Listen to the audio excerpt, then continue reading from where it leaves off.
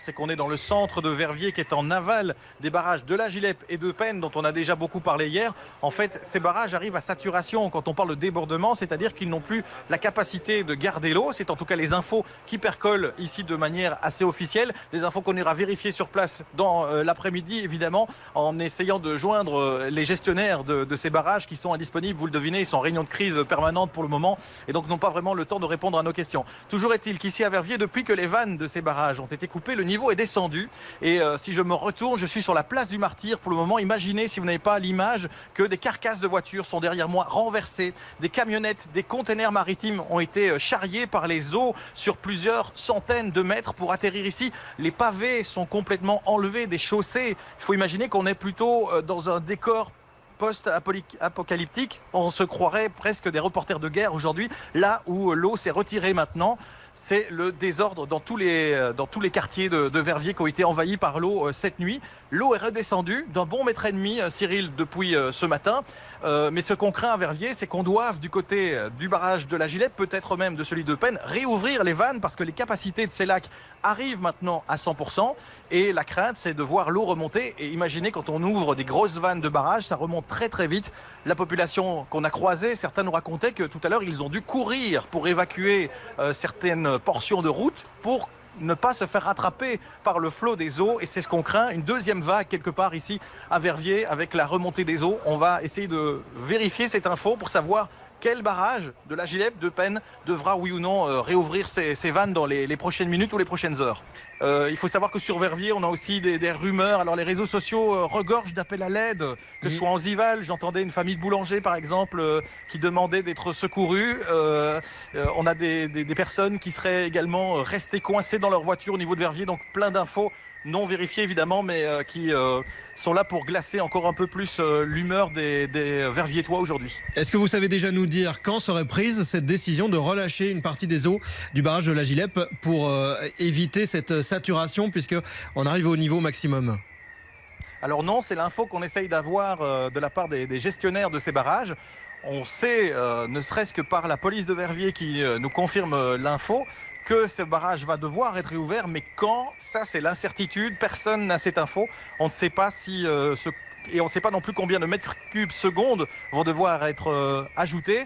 Savoir que hier, rien que le barrage de Penne, au moment de prendre la décision à 17h d'ouvrir les vannes, devait relancer 43 mètres cubes secondes en plus dans le débit de la Vesdre, ce qui est quand même énorme, parce que ça correspond plus ou moins à un tiers du débit de crue actuel en plus.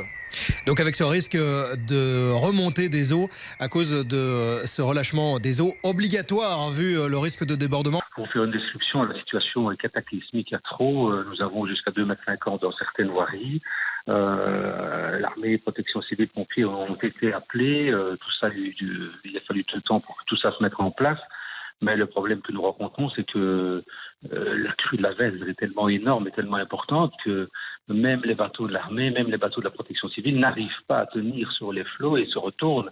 L'armée, je pense, a détruit 2 de ces bateaux et la protection civile, qui était venue tout à l'heure accompagnée des pompiers avec un bateau plus puissant, s'est retournée dans une rue. À ma connaissance, il n'y avait pas de personne à bord hormis les pompiers. Je n'ai pas d'informations du major des pompiers disant qu'il y a eu des blessés ou des décès, mais la situation est cataclysmique. On ne sait plus quoi faire. Pompiers armés n'arrivent plus à rentrer dans les rues avec leurs véhicules parce que le flot de la Vesdre est trop important. L'importance du courant, les véhicules sont emportés, les maisons se fissurent, c'est une catastrophe. Les gens sont chez eux, montent dans les étages, mais l'eau monte, et à un moment donné, c'est plus possible de monter. Et nous avons des quartiers entiers, et tout le bas de la commune est complètement enclavé, inaccessible, et les services n'arrivent pas à accéder jusqu'aux maisons, quoi. L'armée a réussi à évacuer une trentaine de personnes en difficulté grave pendant la nuit, mais dès 4 heures du matin, ça a été terminé. Leur bateau n'était plus en état et ils ont dû arrêter pour recommencer un peu plus tard après avoir récupéré des bateaux. À propos d'évacuation, je vous transmets le message d'une des habitantes de votre commune. Sylvie nous a contacté au standard, dépitée parce qu'elle n'arrive pas à joindre les secours. Elle nous explique qu'elle a à sa famille avec 2 enfants, qu'elle est bloquée sur le toit. Elle est à la rue de la Vesdre, au numéro 72, pour vous donner toutes les informations. Et elle n'arrive pas à joindre les secours.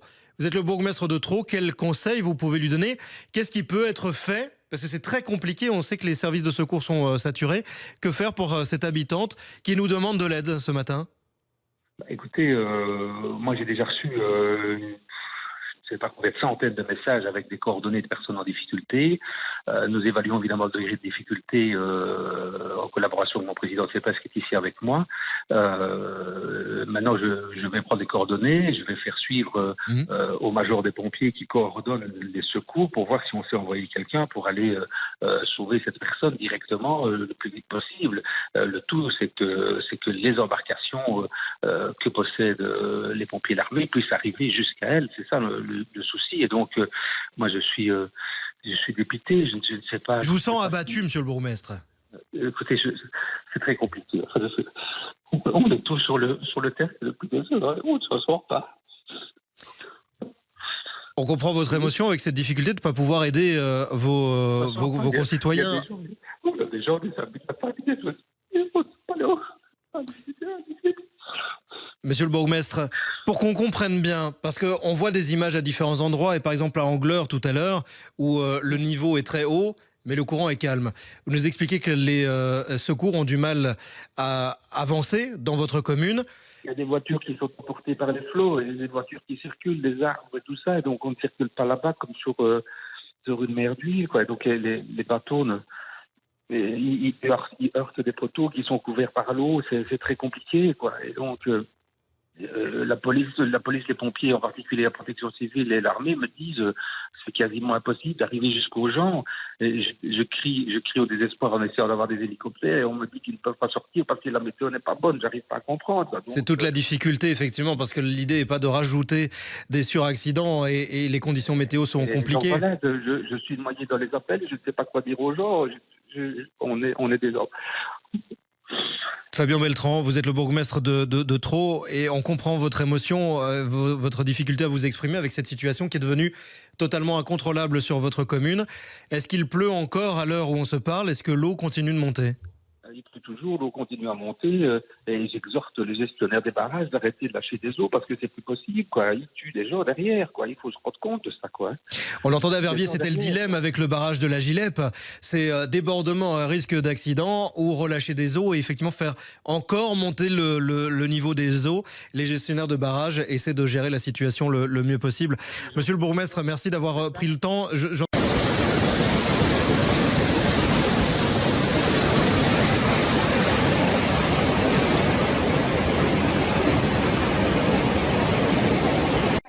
We zien het verderop en ze gaan vooral een bange nacht tegemoet. Want zoals gezegd, vannacht wordt er nog meer water, regen voorspeld.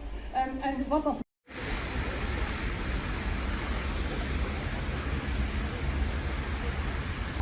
Bonjour et bienvenue dans cette édition spéciale météo pour vous parler de ces inondations historiques. Nous sommes ici à Remouchamps, en province de Liège, l'une des provinces qui a été la plus impactée par ces inondations historiques. Et regardez, c'est toujours le chaos. Vous le voyez, le centre-ville de Remouchamps est complètement sous eau en ce moment. La pluie qui continue de tomber. Alors, en l'espace de 48 heures, il est tombé 200 mm de précipitations, soit l'équivalent de 2 mois de pluie. Vous imaginez bien que toute cette eau ne peut pas être absorbée par les sols, raison pour laquelle nous connaissons cette situation chaotique ici en province de Liège, mais pas seulement. Je suis ici avec justement un habitant de Remouchamps. Bonjour monsieur, comment s'est passée cette nuit?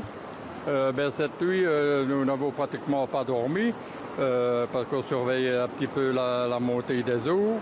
Et voilà quoi, quand on s'est réveillé vers 4 heures du matin, il y a eu une remontée assez importante d'eau. Qu'apparemment, quand j'ai interrogé des gens, on aurait lâché le barrage de Caux. C'est un peu trop vite et c'est pour ça que nos caves, que les maisons ont été inondées, des véhicules en contrebas. Voilà. Une forme de solidarité s'est aussi mise en place cette nuit? Oui, bien sûr. Oui. Vous avez déjà connu des inondations ici dans la région? Non, jamais. Mais il y a une personne qui m'a bien dit que la dernière fois, mais moins fort, que c'était en 79 et 80. Mais moins fort que ceci. Ceci, on n'en a jamais vu. Bon courage à vous, monsieur. Bon courage à tous les sinistrés, bien évidemment. Alors ici, dans la province de Liège et du côté de Remouchamps, vous le voyez, il pleut. Alors c'est vrai que les intensités de pluie ne sont plus aussi fortes que ce qu'on a connu, mais malgré tout, il pleut. Et ce sont des précipitations qui viennent se rajouter. On attend encore jusqu'à demain matin, jusqu'à 30 mm supplémentaires. Il faut rester extrêmement vigilant. Des images spectaculaires, vous le voyez ici, nous sommes dans un autre quartier de Remouchamps. Les voitures sont complètement sous eau et les habitants sont bloqués à l'intérieur de leur maison. Et justement, nous sommes en contact avec Ludivine qui est juste là. Bonjour Ludivine. Bonjour. Comment s'est passée la nuit pour vous ? Jusqu'à 4 heures, c'était calme. Et à partir de 4 heures, ça a commencé à monter. Et en 2 heures, c'est monté. Là, actuellement, j'ai 60 cm au point le plus haut de la maison. Vous me disiez, vous avez déjà vécu des inondations ? Oui, donc vers les années 80, il y avait déjà eu des inondations, mais qui étaient 60 cm plus bas. Donc ça arrivait vraiment au ras de la propriété. Ça n'a jamais été aussi haut. Je pense que votre caméraman a peut-être filmé le pont tout à l'heure. L'eau n'a jamais été à fleur du pont comme cela. C'est du jamais vu donc depuis les 40-50 dernières années ? À mon avis, même plus loin. Je ne sais pas s'il y a déjà eu autant d'eau dans Remouchamps. Là, vous avez peut-être eu l'occasion de filmer le bas de Remouchamps. Le bas de Remouchamps, depuis hier après-midi, 4 heures, était sous eau. Donc, ça n'est jamais arrivé. Et maintenant, quelles sont les prochaines étapes ? J'imagine d'abord attendre que l'eau diminue pour sortir. Comment est-ce que vous allez vous organiser ? Alors, oui, on va attendre que ça descende. On a sauvé un maximum de choses au rez-de-chaussée. Et puis, voilà, j'ai mes parents pas trop loin, donc j'ai accès à l'autre rue où c'est sec. Courage à tous les sinistrés, ici dans la province de Liège, mais pas seulement. Des images impressionnantes un petit peu partout en Wallonie. Justement, voici un tour d'horizon des images compilées par Marie-Pierre Moulignot.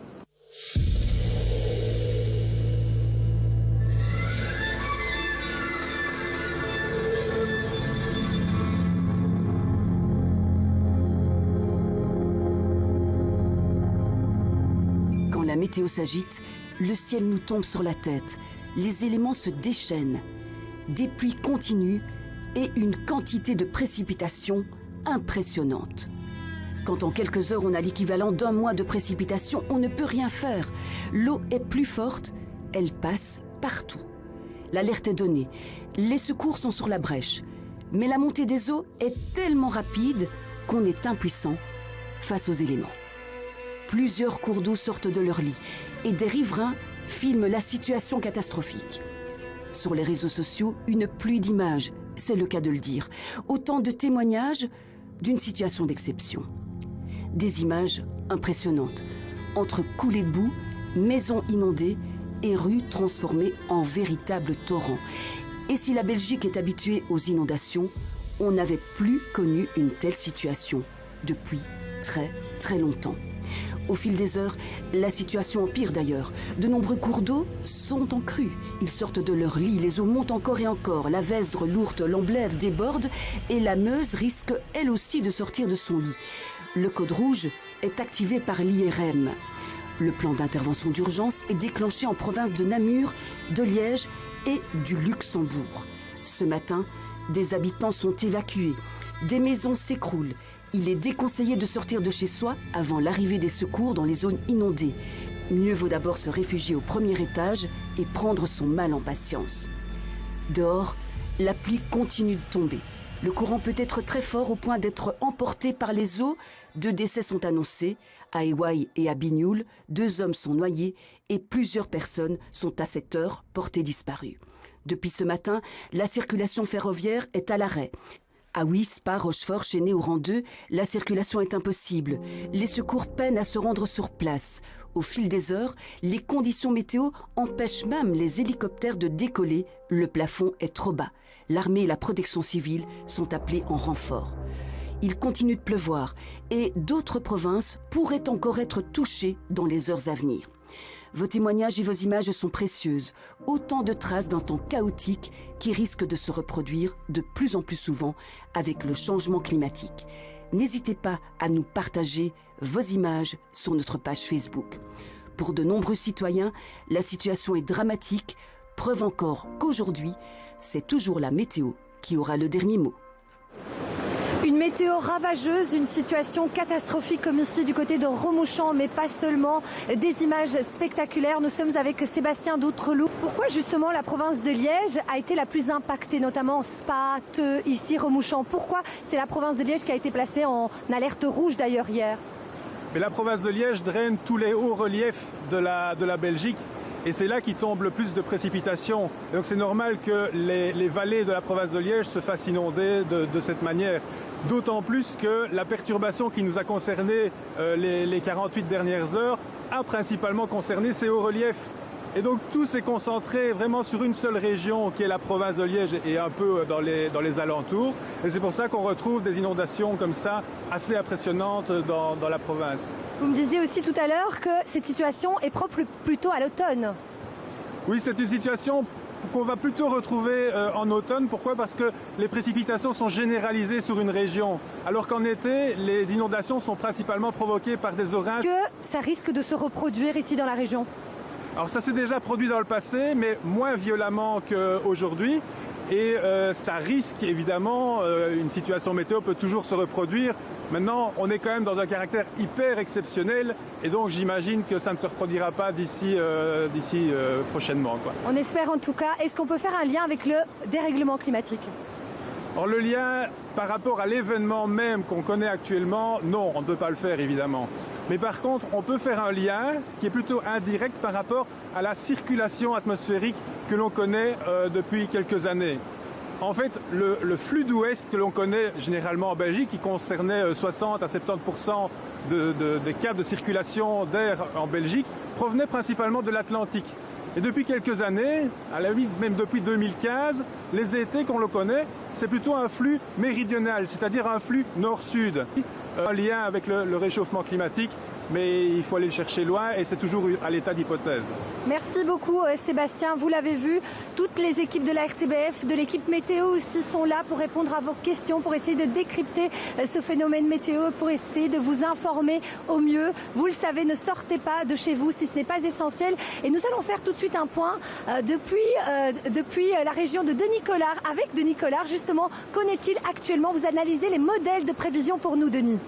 Eh bien, Daniela, je vous propose de regarder sans plus tarder la carte radar, la situation actuelle. Alors, pour l'instant, quand même, une première donnée qui est l'amélioration des conditions ici en province de Liège et Luxembourg où les pluies sont moins soutenues. Les pluies les plus soutenues sur un axe Bruxelles-Charleroi et la botte du Hainaut. Voilà ce que l'on peut dire actuellement. Mais donc une zone de pluie qui s'est déplacée de l'est vers le centre du pays et qui actuellement perd un petit peu de son intensité. Nous sommes ici dans la région de Pépinster où la ville est complètement dévastée. Une dizaine de maisons un petit peu plus loin se sont effondrées. Vous le voyez ici, la Vesdre est complètement sortie de son lit. La situation est chaotique en ce moment. On a réussi à arriver jusqu'à Pépinster et je suis ici avec Philippe. Philippe qui travaille dans un supermarché. Vous m'avez dit que tout a été très très vite. Ouais, ça a monté très fort. On a fait tout pour empêcher l'eau. Mais l'eau, elle va trop vite et on n'a pas su. Voilà. Quel est l'état justement maintenant du supermarché? Je ne sais pas, je vais aller voir l'état des lieux et je vais aller voir, donner un coup de main à mon patron parce qu'on a tout perdu et c'est triste. Est-ce que vous avez déjà vécu une situation pareille ici dans la région? Non, jamais, j'ai jamais vécu ça. Et voilà, c'est vraiment c'est inadmissible en fait, je comprends pas. Enfin, c'est la nature et c'est comme ça. On vous souhaite évidemment beaucoup de courage à vous, à tous les habitants de Pépinster. On va faire un point sur la situation météo. On va voir justement à quoi faut-il s'attendre pour les prochaines heures. Soyez extrêmement vigilants, peu importe où vous êtes. En Wallonie, vous l'avez entendu, la situation est critique. Ne sortez pas de chez vous. Et Denis, justement, à quoi faut-il s'attendre pour les prochaines heures? Et là, justement, comment ça va évoluer? Eh bien, on va regarder ça ensemble, si vous le voulez bien, avec des cartes de modèles météo assez précises. Ça va progressivement, on le voit, le mouvement est amorcé, 5 heures du matin, voilà la zone de pluie qui nous quitte progressivement. Et on va se retrouver maintenant à 8 heures du matin avec un temps quasiment sec sur la Belgique. Ça, c'est la bonne nouvelle pour demain matin. Et donc, progressivement, pour demain, encore une petite ligne d'averse qui se reforme demain dans le courant de la matinée. On le voit ici sur les provinces de Liège et de Luxembourg, mais les quantités deviennent faibles. On le voit, la zone de pluie, elle est partie, le système, il est parti vers l'est et il ne reste plus chez nous que ces quelques petites averses, mais vraiment très limitées en termes de quantité. Et donc, pour nous, eh bien, on peut dire que ce sera à ce moment-là véritablement la fin de l'épisode avec un temps qui devient sec. Et là, on voit la Belgique est redevenue complètement noire. Et là, on est dans la nuit de vendredi à samedi. Voilà, Daniela, donc de bonnes nouvelles sur le plan de l'évolution météo. Merci beaucoup Denis. Et regardez cette carte. Voilà quelques lieux particulièrement touchés où nous allons nous arrêter ce midi. Pépinster, Remouchant, Theux, Randeux, Chaudfontaine, Spa, Verviers, Liège, Rochefort, Andenne. Nous nous rendrons également en Brabant wallon. Et puis voici aussi le genre d'images que l'on peut voir dans ces zones, des cours d'eau qui débordent et qui envahissent les rues. Des maisons se sont d'ailleurs effondrées à Pépinster. Elles étaient situées le long de la Vesdre. Le courant et le flux de l'eau étaient tellement importants qu'elles n'ont pas résisté. La plupart des citoyens de la ville de Pépinster sont sur leur toit. On en voit ici un peu plus loin, il y en a encore derrière. Des personnes qui sont montées sur leur toit car l'eau monte à plus de 2 mètres par endroit. Sur le chemin de fer aussi, il y a toute une série d'habitants qui se sont recueillis. Un autre élément très important et assez spectaculaire, c'est ici derrière. Il y a une station essence et sous cette station essence, eh bien, il y a un canoë avec à bord 2 pompiers. Ils s'accrochent comme ils peuvent tant le courant est puissant. Alors les pompiers vous tentent d'intervenir, mais ce courant les empêche de travailler correctement. Nous avons croisé les pompiers d'Alost qui ont tenté de remonter le courant. Finalement, ils ont abandonné leur bateau le long de l'eau et ont décidé de replier chemin, de rentrer tellement la situation est compliquée. Ici, il faudra probablement intervenir par hélicoptère pour évacuer l'ensemble des habitants de la ville de Pépinster. Alors on sait qu'il y a une dizaine d'habitations qui se sont écroulées. On en voit une là-bas plus loin. Des habitations qui n'avaient pas été totalement vidées, ce qui veut dire que l'on recherche aussi des personnes en ce moment, des personnes dont forcément nous sommes sans nouvelles. La situation est vraiment compliquée ici dans la vallée, d'autant qu'on nous confirme ce matin qu'il y a eu 2 décès, un du côté d'Eupen et un du côté d'Ewaï. Les autorités sont évidemment sur tous les fronts pour tenter d'intervenir, mais vraiment ici c'est une situation presque apocalyptique à laquelle on assiste.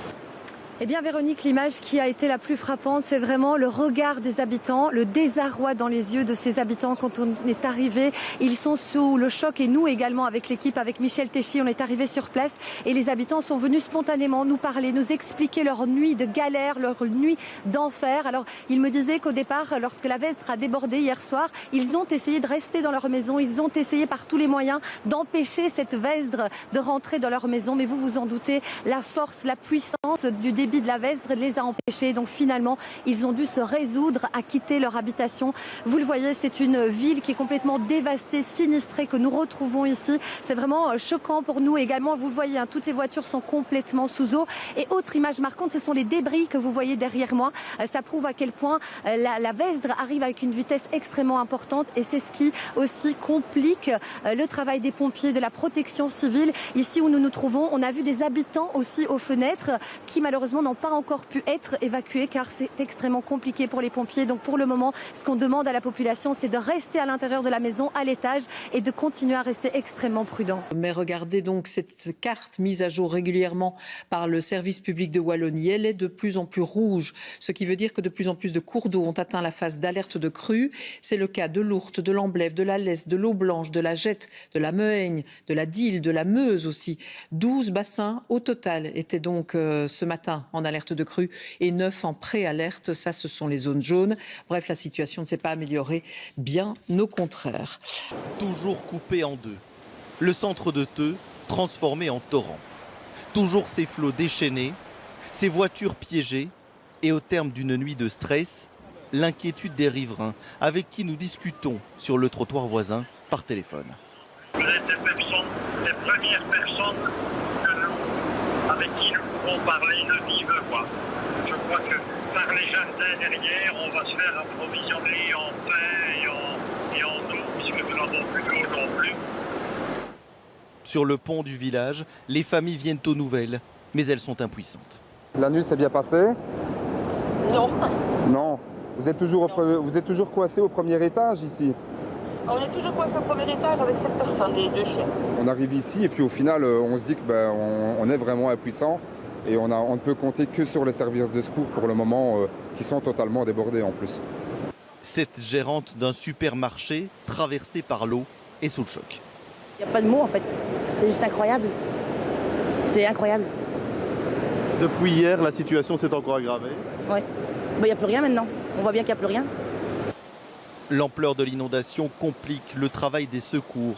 Au réveil, le courant est encore très puissant. Spontanément, ce conducteur de chantier est venu prêter main forte aux sinistrés. Il n'y a plus que nous qui passons, tous les engins agricoles, forestiers, tout ce qui est dans ce domaine-là, c'est passé dans les eaux assez hautes et voilà, donc on fait ce qu'on peut. Face aux éléments déchaînés, le fatalisme domine en attendant la décrue et son spectacle de désolation. Les gens sont paniqués. Nous devons absolument éviter les tourbillons dans l'eau. J'ai tellement peur. Je m'étais déjà imaginé que je pouvais avoir 5 ou 10 cm parce que je sais que je suis à côté de l'eau là. Quelqu'un peut nous aider? J'ai essayé de prendre des vestes sèches. Les sauvetages continuent toute la matinée. Les riverains sont évidemment frigorifiés et sous le choc. Enfin, c'est un cauchemar. C'est irréel ce qui se passe. On m'aurait dit que je devais nager dans l'eau au milieu de la Meuse et plein de mazout. Il y a la citerne qui a débordé. C'est un cauchemar. On a dû porter le petit. Et lui aussi, il a eu fort peur. L'eau est très froide en plus. La solidarité s'organise. Cette petite dame est sauvée in extremis. L'eau est arrivée petit à petit dans les caves. Elle a monté, elle est au plafond, elle a débordé. Tout le rez-de-chaussée est sous eau. Et alors j'étais à l'étage et on m'a sorti. Et voilà, je suis venue comme ça. J'ai 86 ans. Et je ne sais pas comment je vais m'en sortir. Tout est sous eau. Vous savez nager, madame? Non, je ne sais pas nager. Ah ben vous avez de l'humour là maintenant, hein? On l'a sauvé. On voit un peu le bout là. Ça va mieux. De mémoire de Liégeois, nous n'avons jamais vu cela. Il y avait strictement rien aux alentours de minuit et demi, et puis à 1h du matin, l'eau a rempli complètement les caves, et vers 4h, l'eau commençait à rentrer dans les maisons, et depuis lors, il y a vraiment une grande solidarité qui s'est organisée, puisque on a des gens en barque ou en bateau pneumatique qui ont commencé à organiser d'abord l'évacuation des enfants ou des personnes âgées, et peu à peu, les habitants sortent de ce quartier, mais l'eau continue de monter. Elle est maintenant au niveau des poignées de porte. Ce monsieur est malade et handicapé. Il est coincé dans sa maison avec sa compagne. Venez. Avec une planche de surf, nous l'aidons à sortir tant bien que mal.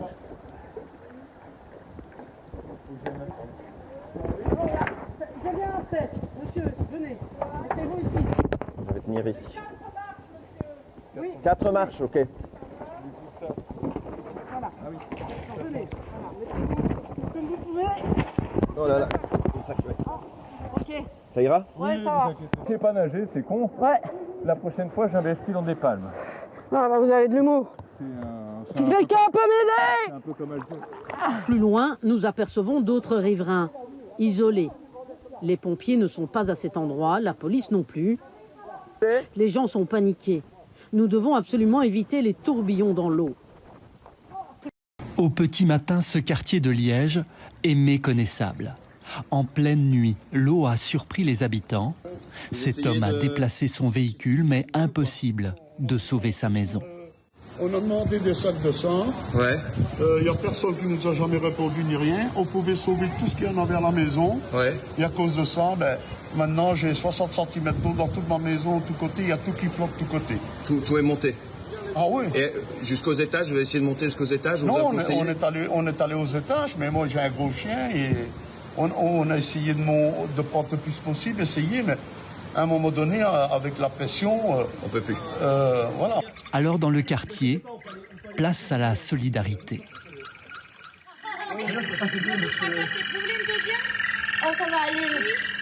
En fait, c'est vous qui transportez tout le monde là en ce moment. Ouais, pas le choix. C'est pas mon métier à la base, mais mes parents habitent à côté, donc j'ai pas eu le choix.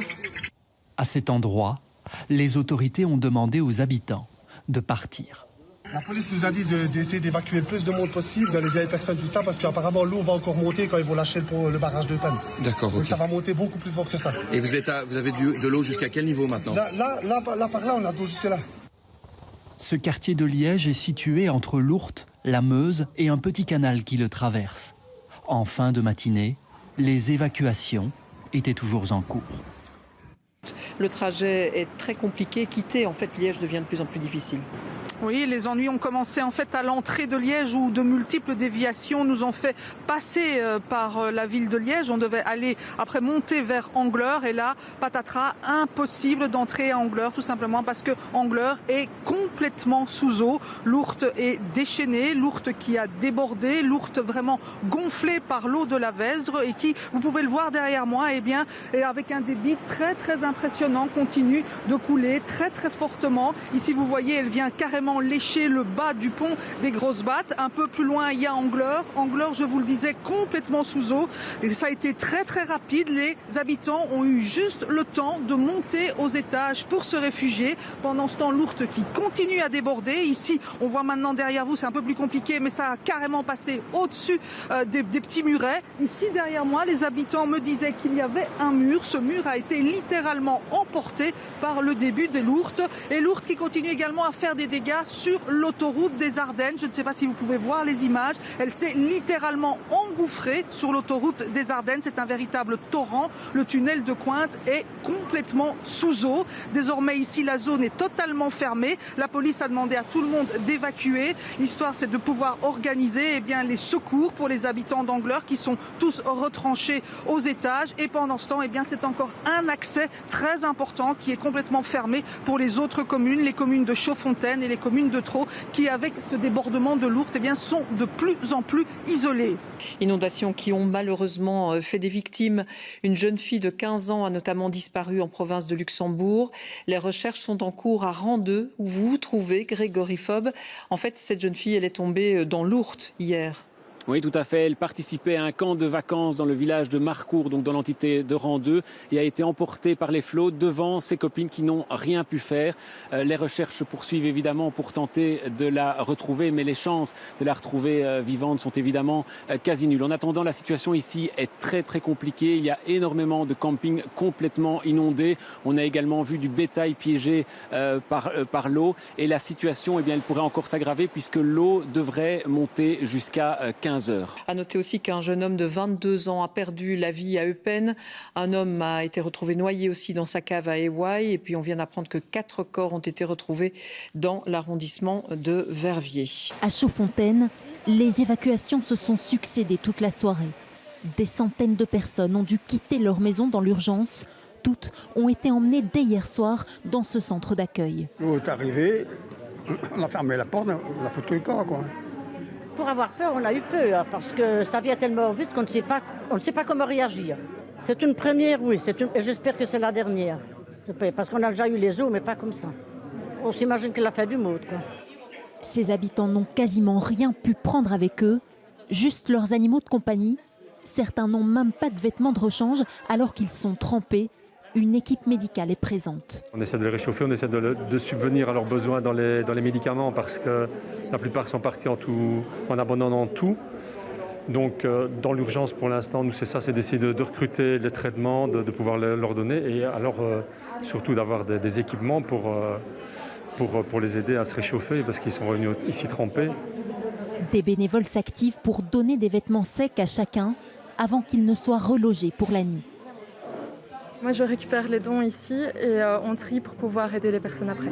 On a reçu énormément de colis de linge pour dames, messieurs et enfants et on les trie et on les redistribue au fur et à mesure. Au total, 300 personnes ont été relogées par la commune, mais 400 habitants sont toujours bloqués chez eux, alors que l'eau gagne parfois les étages.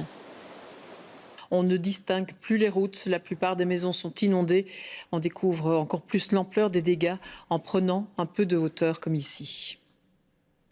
Dans les rues complètement inondées, des dizaines et des dizaines de personnes sont évacuées. Certaines craquent. De véritables scènes de désolation. Ils nous ont fait sortir par la fenêtre du premier étage sur le toit du camion. Et voilà, nous voilà, mais on n'a plus rien. On espère que l'eau ne montera pas plus et qu'on récupérera nos affaires, mais voilà, c'est tout. Les interventions sont pour le moins compliquées. Faites attention parce qu'il y a peut-être un trou au niveau de la terrasse. C'est vrai qu'il y avait une bombe. Je vais m'arrêter au piquet, je vais descendre dans l'eau et je vais voir ce qu'il y a.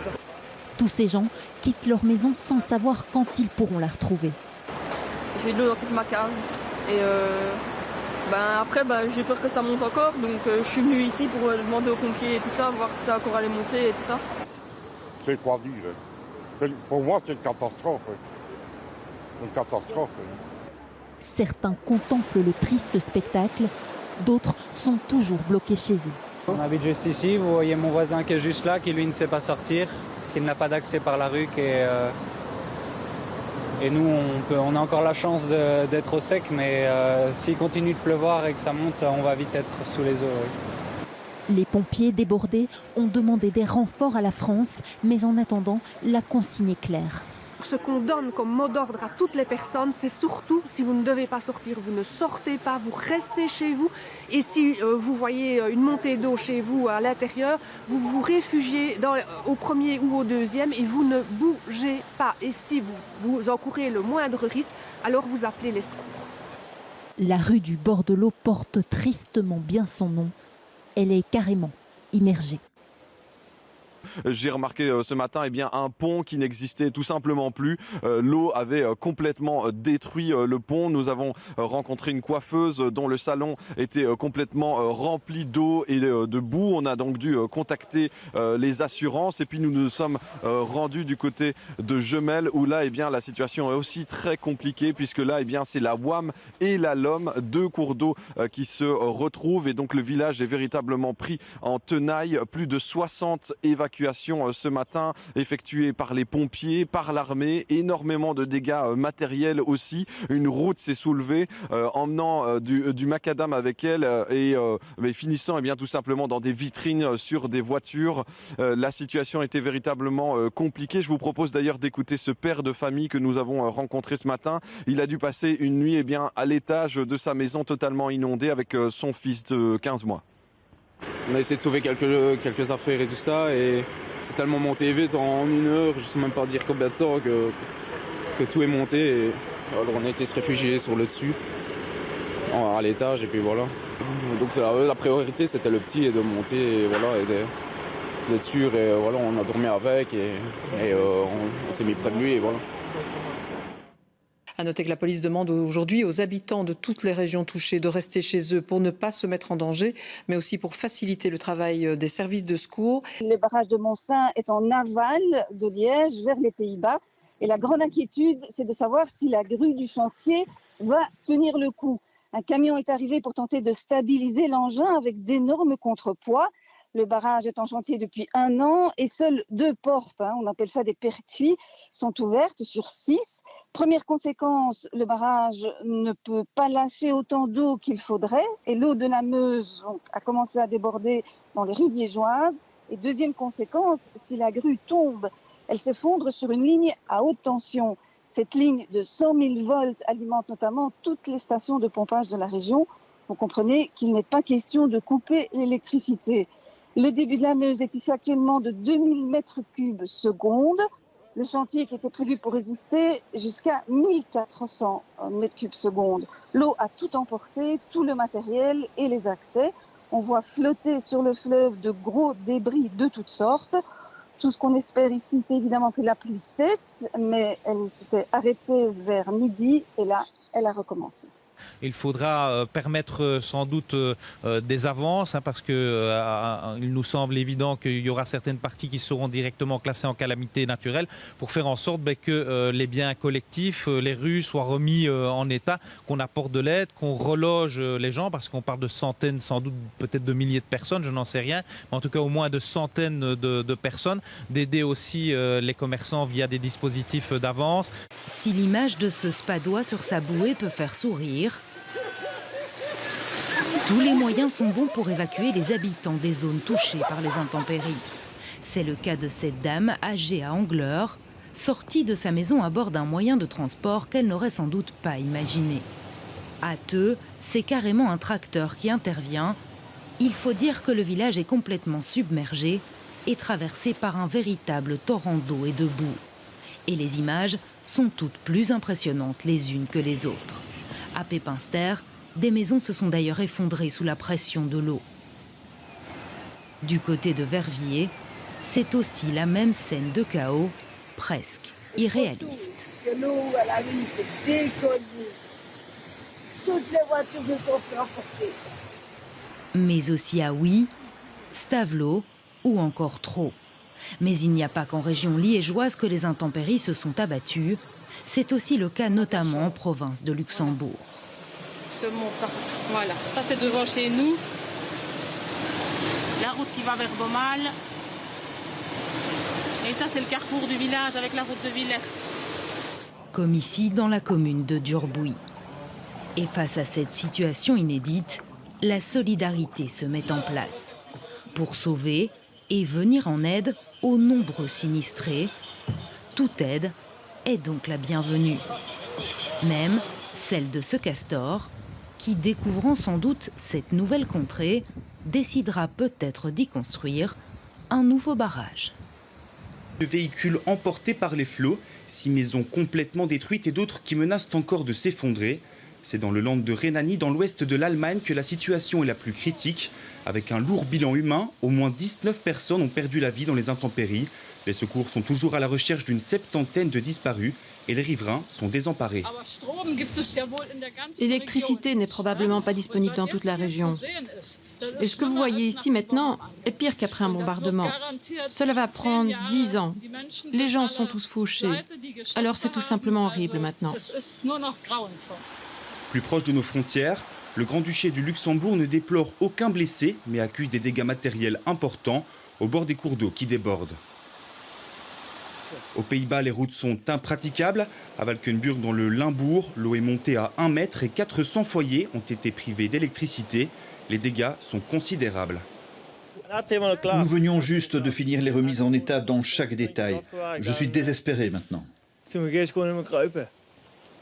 Les habitants qui craignent une nouvelle montée des eaux dans les prochaines heures. Cela signifierait que le niveau de l'eau augmentera d'1 mètre en plus, me dit-on. C'est lamentable. En Suisse aussi, les autorités craignent que l'eau continue de monter. Les niveaux des lacs des 4 cantons de Bienne et de Zurich, ceux de l'Aar et du Rhin aussi, ne cessent d'augmenter et sont surveillés de près. Une menace qui continuera de planer jusqu'à l'arrivée du week-end.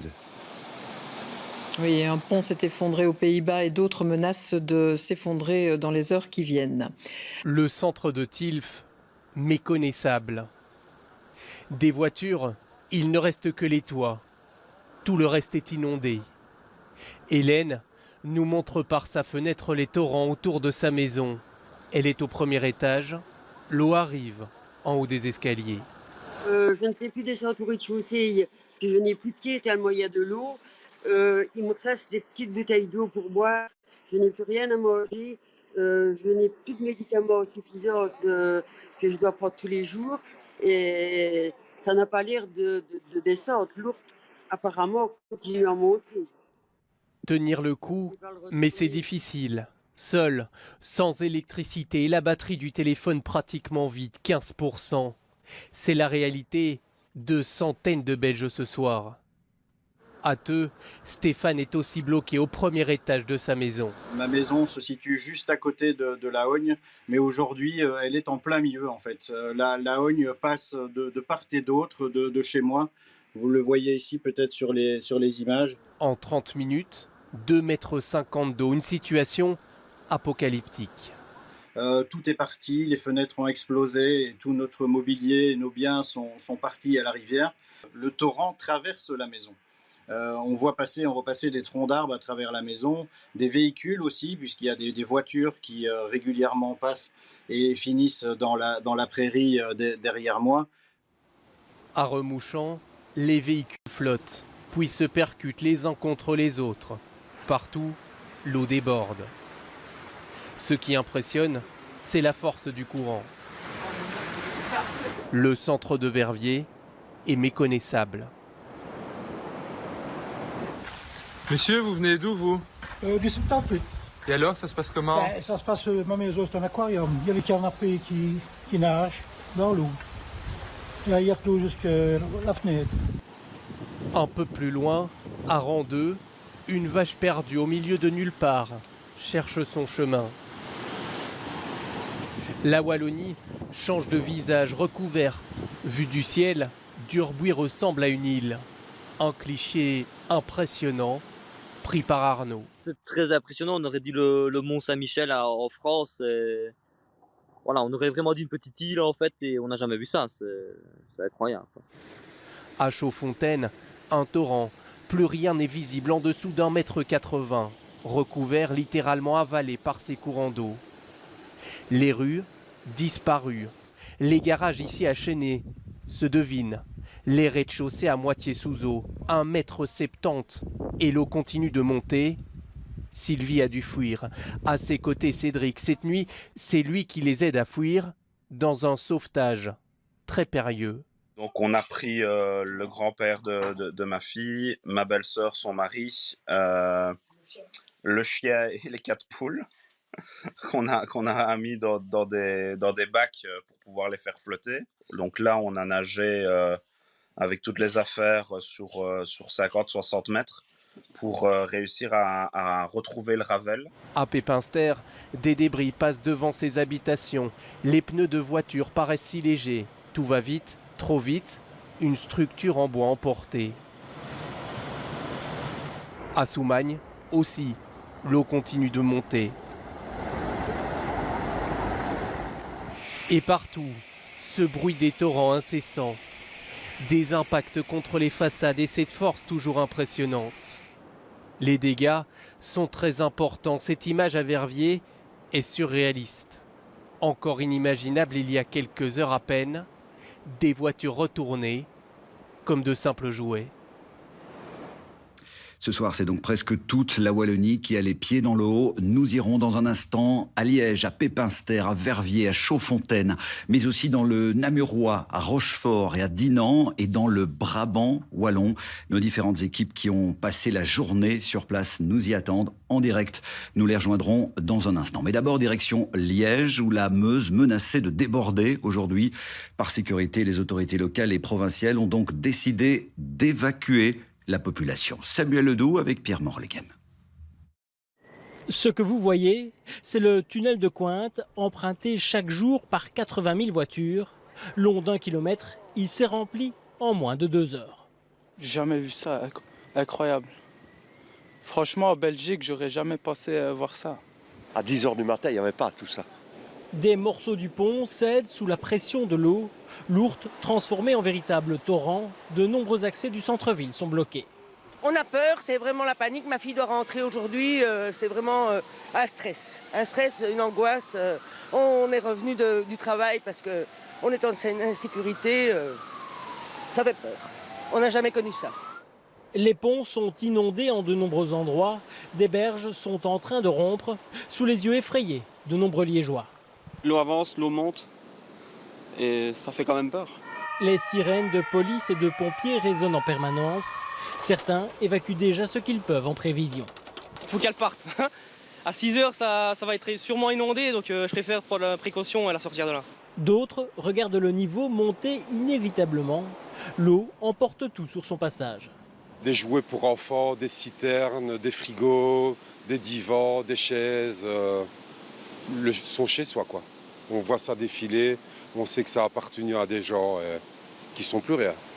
C'est ici que la situation est la plus préoccupante. L'Ourthe déborde et envahit progressivement les premières rues de Liège.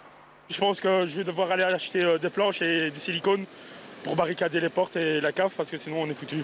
Des voitures sont déjà complètement recouvertes d'eau. Cette centrale hydroélectrique est à l'arrêt submergée. Jamais de toute son histoire, la ville de Liège n'a connu pareille crue. On va maintenant prendre un petit peu de hauteur, si vous le voulez bien, et vous allez voir à quel point l'eau s'est répandue un peu partout à Liège. Des images aériennes commentées pour nous ce soir par Christophe Giltet et Véronique Forêt. Quand la cité ardente devient une cité lacustre, baignée par la Meuse, l'Ourthe et la Vesdre, Liège a connu dans son histoire bien des inondations. La plus terrible fut celle de 1926, quand la rivière, maîtrisée depuis des siècles, a repris son cours ancien, traversant le centre-ville en empruntant les boulevards. On n'en est pas encore là, mais ça y ressemble. Notre drone survole le quartier de Quincampoix, non loin de la gare des Guillemins. Des rues entières sont inondées, on distingue quelques voitures noyées sous les flots. La voie ferrée n'a dû son salut qu'au ballast qui la surélève par rapport au quartier. Au bout du pont du pays de Liège, commence le tunnel de Cointe, qui, comme son nom l'indique, passe sous Cointe. C'est un axe majeur pour relier les Ardennes au reste du pays. Ce fut longtemps le chaînon manquant entre le 40 et le 25. Sortir du tunnel vers les Ardennes, c'est déjà être un peu à la campagne. Non loin de là, Tilf, Esneux, Chonfontaine et puis plus loin encore, la baraque Fréture. Mais le tunnel aujourd'hui est fermé, noyé, inondé. Les flots s'en sont emparés et ces deux axes, l'aval et l'amont, se sont transformés en canaux souterrains. On aurait presque envie d'y rentrer avec le drone, ou peut-être en bateau, en quête d'aventure. Mais rien de romantique dans cette eau boueuse qui va peut-être contraindre bien des Liégeois à évacuer leur maison. Dans quelque temps, la rivière se retirera.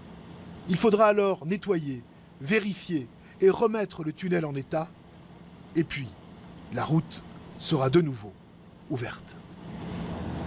Oui, effectivement, les Liégeois, qui vous le voyez peut-être derrière moi, arrivent encore au compte-gouttes. Les évacuations sont très compliquées, comme vous l'avez vu sur les différentes images et des reportages. Ils sont accueillis généralement avec des couvertures de survie puisqu'ils ont froid, quelques boissons chaudes également pour les réchauffer. Ils sont plus d'1 millier de Liégeois à avoir déjà été pris en charge dans ce hall omnisport et on s'attend encore à d'autres arrivées courant de la soirée. Une solidarité sans précédent est en train de se mettre en place. Regardez un petit peu juste à côté de moi, ce sont on peut le dire, des tonnes de vêtements qui ont été apportés en une matinée ici à Liège, sans parler de la nourriture et aussi du matériel de puériculture, puisqu'il y a de nombreux enfants en bas âge qui ont dû également être évacués, mais beaucoup sont soulagés d'être sortis indemnes. Je parlais avec une dame d'une 70aine d'années, Anne-Marie, qui me disait que c'était un bénévole, un voisin qui était venu la chercher pour évacuer. Elle a dû passer à travers près d'1,50 m d'eau, me disait-elle. Elle portait son chien à bout de bras. Elle a dû faire 300 mètres comme ça avant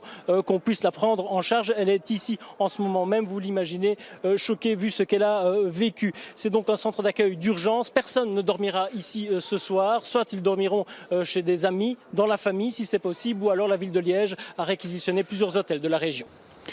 Et regardez, Luc, le niveau de cette Meuse qui est très élevé. Vous voyez, à quelques centimètres pour passer sur les quais, pour sauter les berges. Et puis, vous voyez parfois des plaques de goudron, de mazout, de fioul, des nappes de fioul qui flottent sur cette eau. On a vu tout à l'heure un frigo, des armoires. C'est assez surréaliste, avec beaucoup de Liégeois sur les quelques ponts, sur les berges qui sont en train de faire des photos parce que beaucoup de Liégeois nous ont dit, eh bien, jamais nous n'avons vu cela, des jeunes, mais aussi des plus anciens. Avec côté Christine Defraigne, qui est la bourgmestre faisant fonction ici sur la ville de Liège. Madame la bourgmestre, vous êtes inquiète ce soir. Quelle est la situation? Est-ce que les berges peuvent tenir tout au long de cette soirée? Nous sommes évidemment inquiets et mobilisés depuis les premières heures et depuis hier évidemment. Nous avons des quartiers entiers qui sont sous eau comme Chénet, Angles-Bas. Nous avons demandé aux habitants d'évacuer quand c'était encore possible. Si ce n'est plus possible évidemment pour le moment de monter aux étages. Nous avons aussi envoyé le signal que tous ceux qui venaient travailler à Liège, et Dieu sait s'il y en a des milliers chaque jour, rentrent chez eux, privilégient bien évidemment le télétravail, ceux qui faisaient leurs courses ou même du tourisme, de façon à ce que la ville puisse être vidée, les accès bien sûr sécurisés, des quais fermés. Donc vous voyez que la ville se vide et s'est vidée progressivement de ces badauds.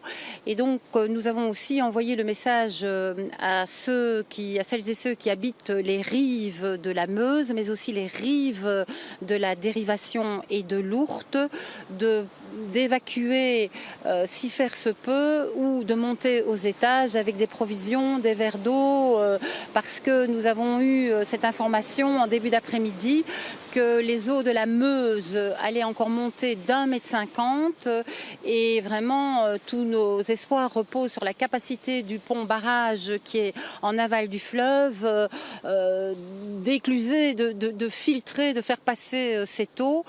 Nous sommes à 3000 m3 cubes par seconde et donc nous n'avions plus de marge de sécurité et j'estime que le principe de précaution, ça a du reste été confirmé par Bi-Alert, donc une alerte SMS à tous les habitants, voulait qu'on envoie ce message dans le calme, dans le bon ordre, pas de catastrophisme, pas de panique, mais prendre des mesures de précaution, d'abord protéger nos habitants, nos concitoyens et nous mettons évidemment toutes les mesures de sauvetage, de sécurité en place, tout le monde est mobilisé. Le centre de crise, enfin la situation de crise est passée au niveau fédéral, c'est-à-dire que l'autorité supplante les gouverneurs aujourd'hui, c'est le fédéral qui va gérer la crise. C'est un soulagement pour Madison, enfin sauvé par les secours après plus de 12 heures d'attente sur le toit de sa maison. On a été vraiment se réfugier au grenier, puis on a vu qu'à un moment donné, l'eau montait trop haut. Et ce qu'on a fait, c'est qu'on est monté sur le toit, comme on a pu, et on a attendu que les secours arrivent. C'est avec beaucoup d'émotion qu'elle se rappelle ces dernières 24 heures et elle n'est pas la seule dans cette situation. Une vingtaine de personnes sont restées sur ces toits toute la nuit. Il en reste 4. Madeline est encore bouleversée en voyant tout son quartier inondé. À 2h30 du matin, j'ai dû rappeler mon mari parce que l'eau montait. On allait être sous eau au premier étage. On a eu le temps de monter. Oui, il était 3h. Non, vers 3h, on est monté. On a sauvé ce qu'on pouvait. Enfin, on pensait sauver, mais là, on est tous sous eau. Donc voilà, on n'a plus grand-chose. Quelques habitants comme Bernard sont venus donner un coup de main pour secourir des amis. Tant qu'on est ici, autant aider tout le monde, quoi. Solidarité. C'est des gens que vous croisez depuis une dizaine d'années, même si vous avez jamais parlé avec eux, quand vous les voyez sur le toit, la détresse, je suis en bonne santé, je suis en forme, moi ma maison elle est en hauteur, donc du coup j'ai aucun risque matériel. La seule chose que je peux faire c'est essayer de me mouiller un petit peu pour essayer d'aider ces gens.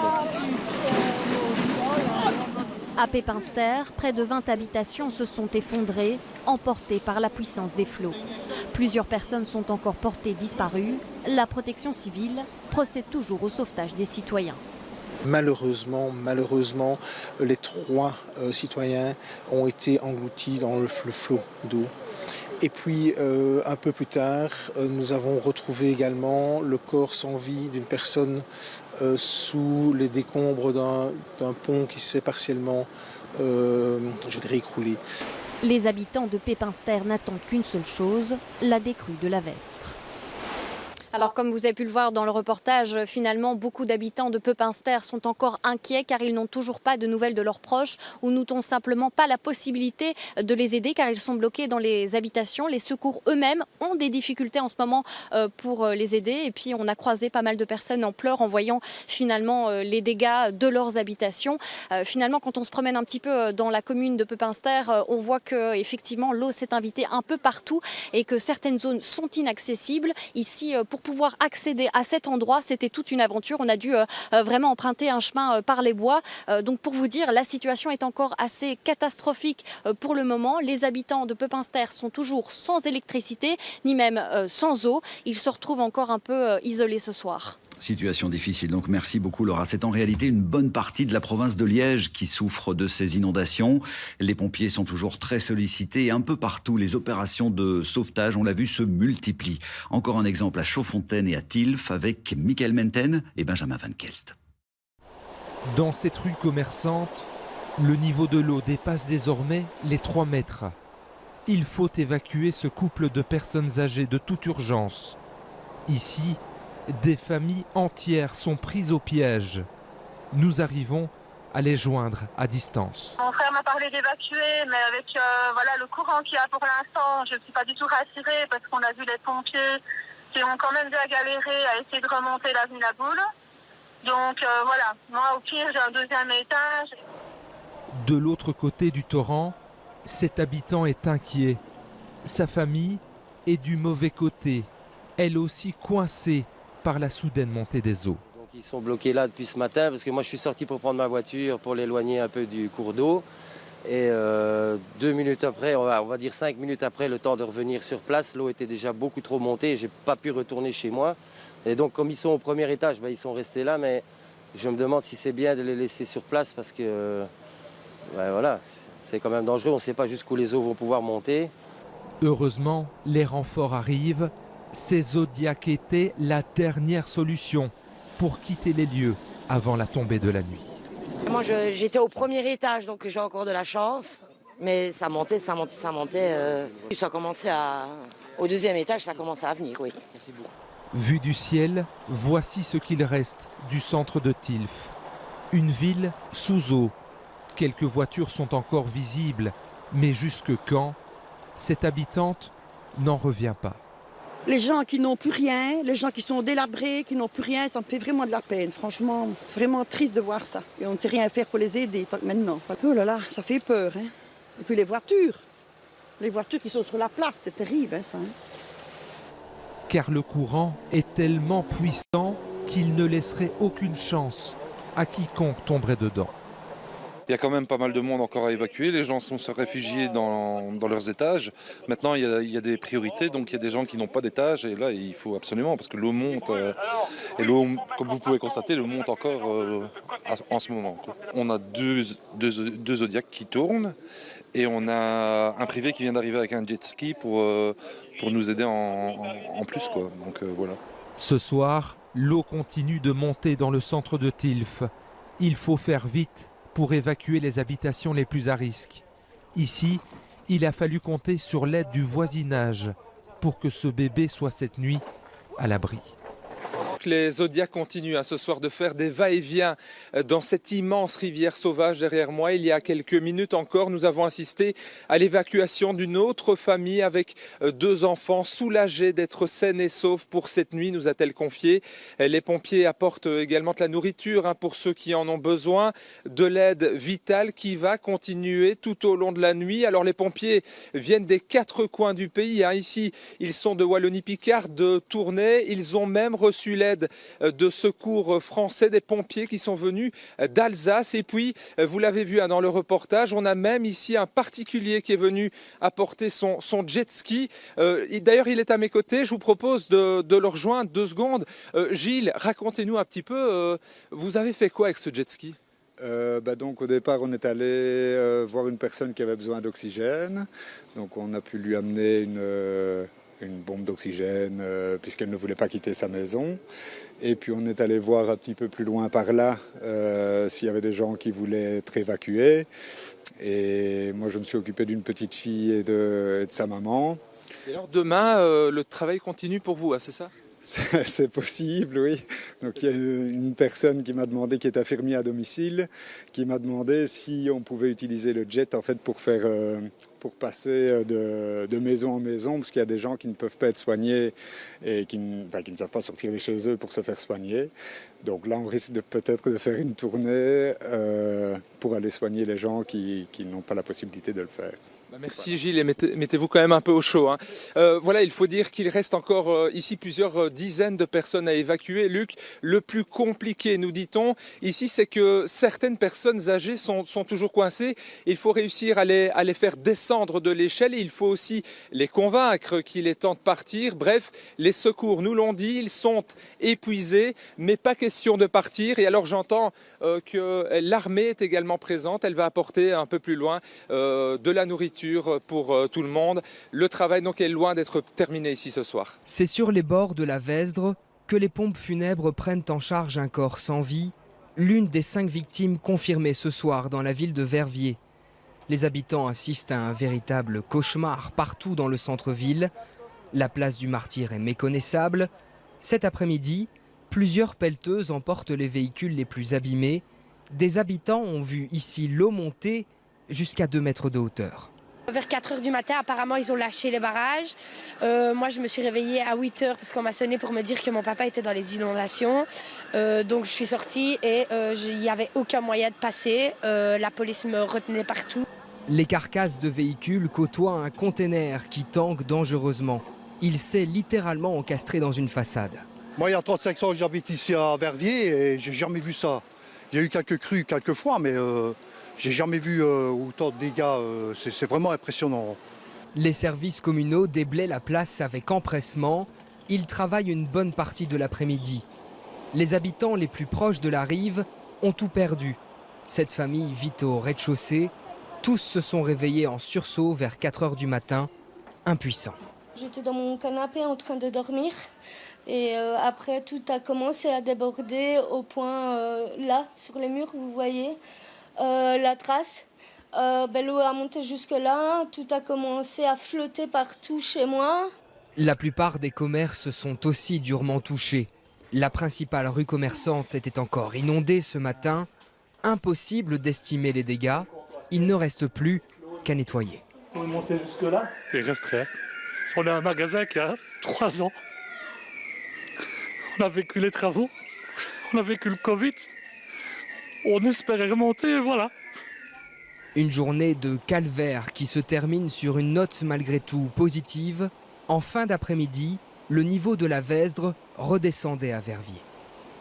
Plus le niveau de la Vesdre baisse, plus les services de déblayage découvrent l'ampleur des dégâts.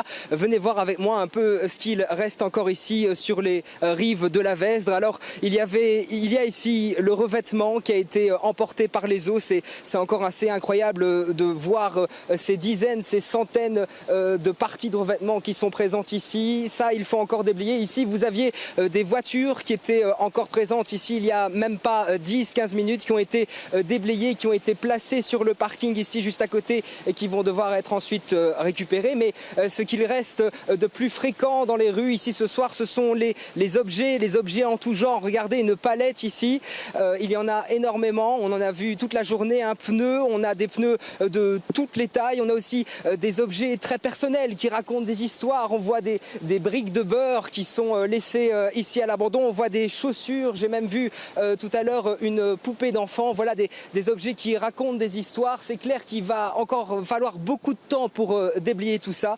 La bonne nouvelle, Luc, c'est que les services de déblayage ont déjà beaucoup travaillé aujourd'hui. La rue commerçante que vous avez vue dans le reportage est désormais totalement déblayée. La place du Martyr retrouve peu à peu son visage. Le 19h30, Julie Morel. Merci de nous rejoindre pour cette édition spéciale du journal télévisé consacré aux inondations historiques que connaît la Belgique. L'équivalent de 2 mois de précipitations en 2 jours. Et voilà le résultat. Des milliers d'habitations sous eau. Un peu partout sur le territoire, les rivières sont sorties de leur lit. Des dégâts sans précédent et un bilan humain qui s'alourdit. Il serait de 7 morts au moins. À l'heure où je vous parle, nous ferons le point avec nos journalistes déployés dans tous les points sensibles. Et à Liège, les habitants ont été appelés à évacuer la ville. Principe de précaution alors que le niveau de la Meuse ne cesse de monter. Et le problème, c'est que le barrage de l'île de Montsaint, actuellement en travaux, ne joue pas le rôle qu'il devrait pour limiter les débordements.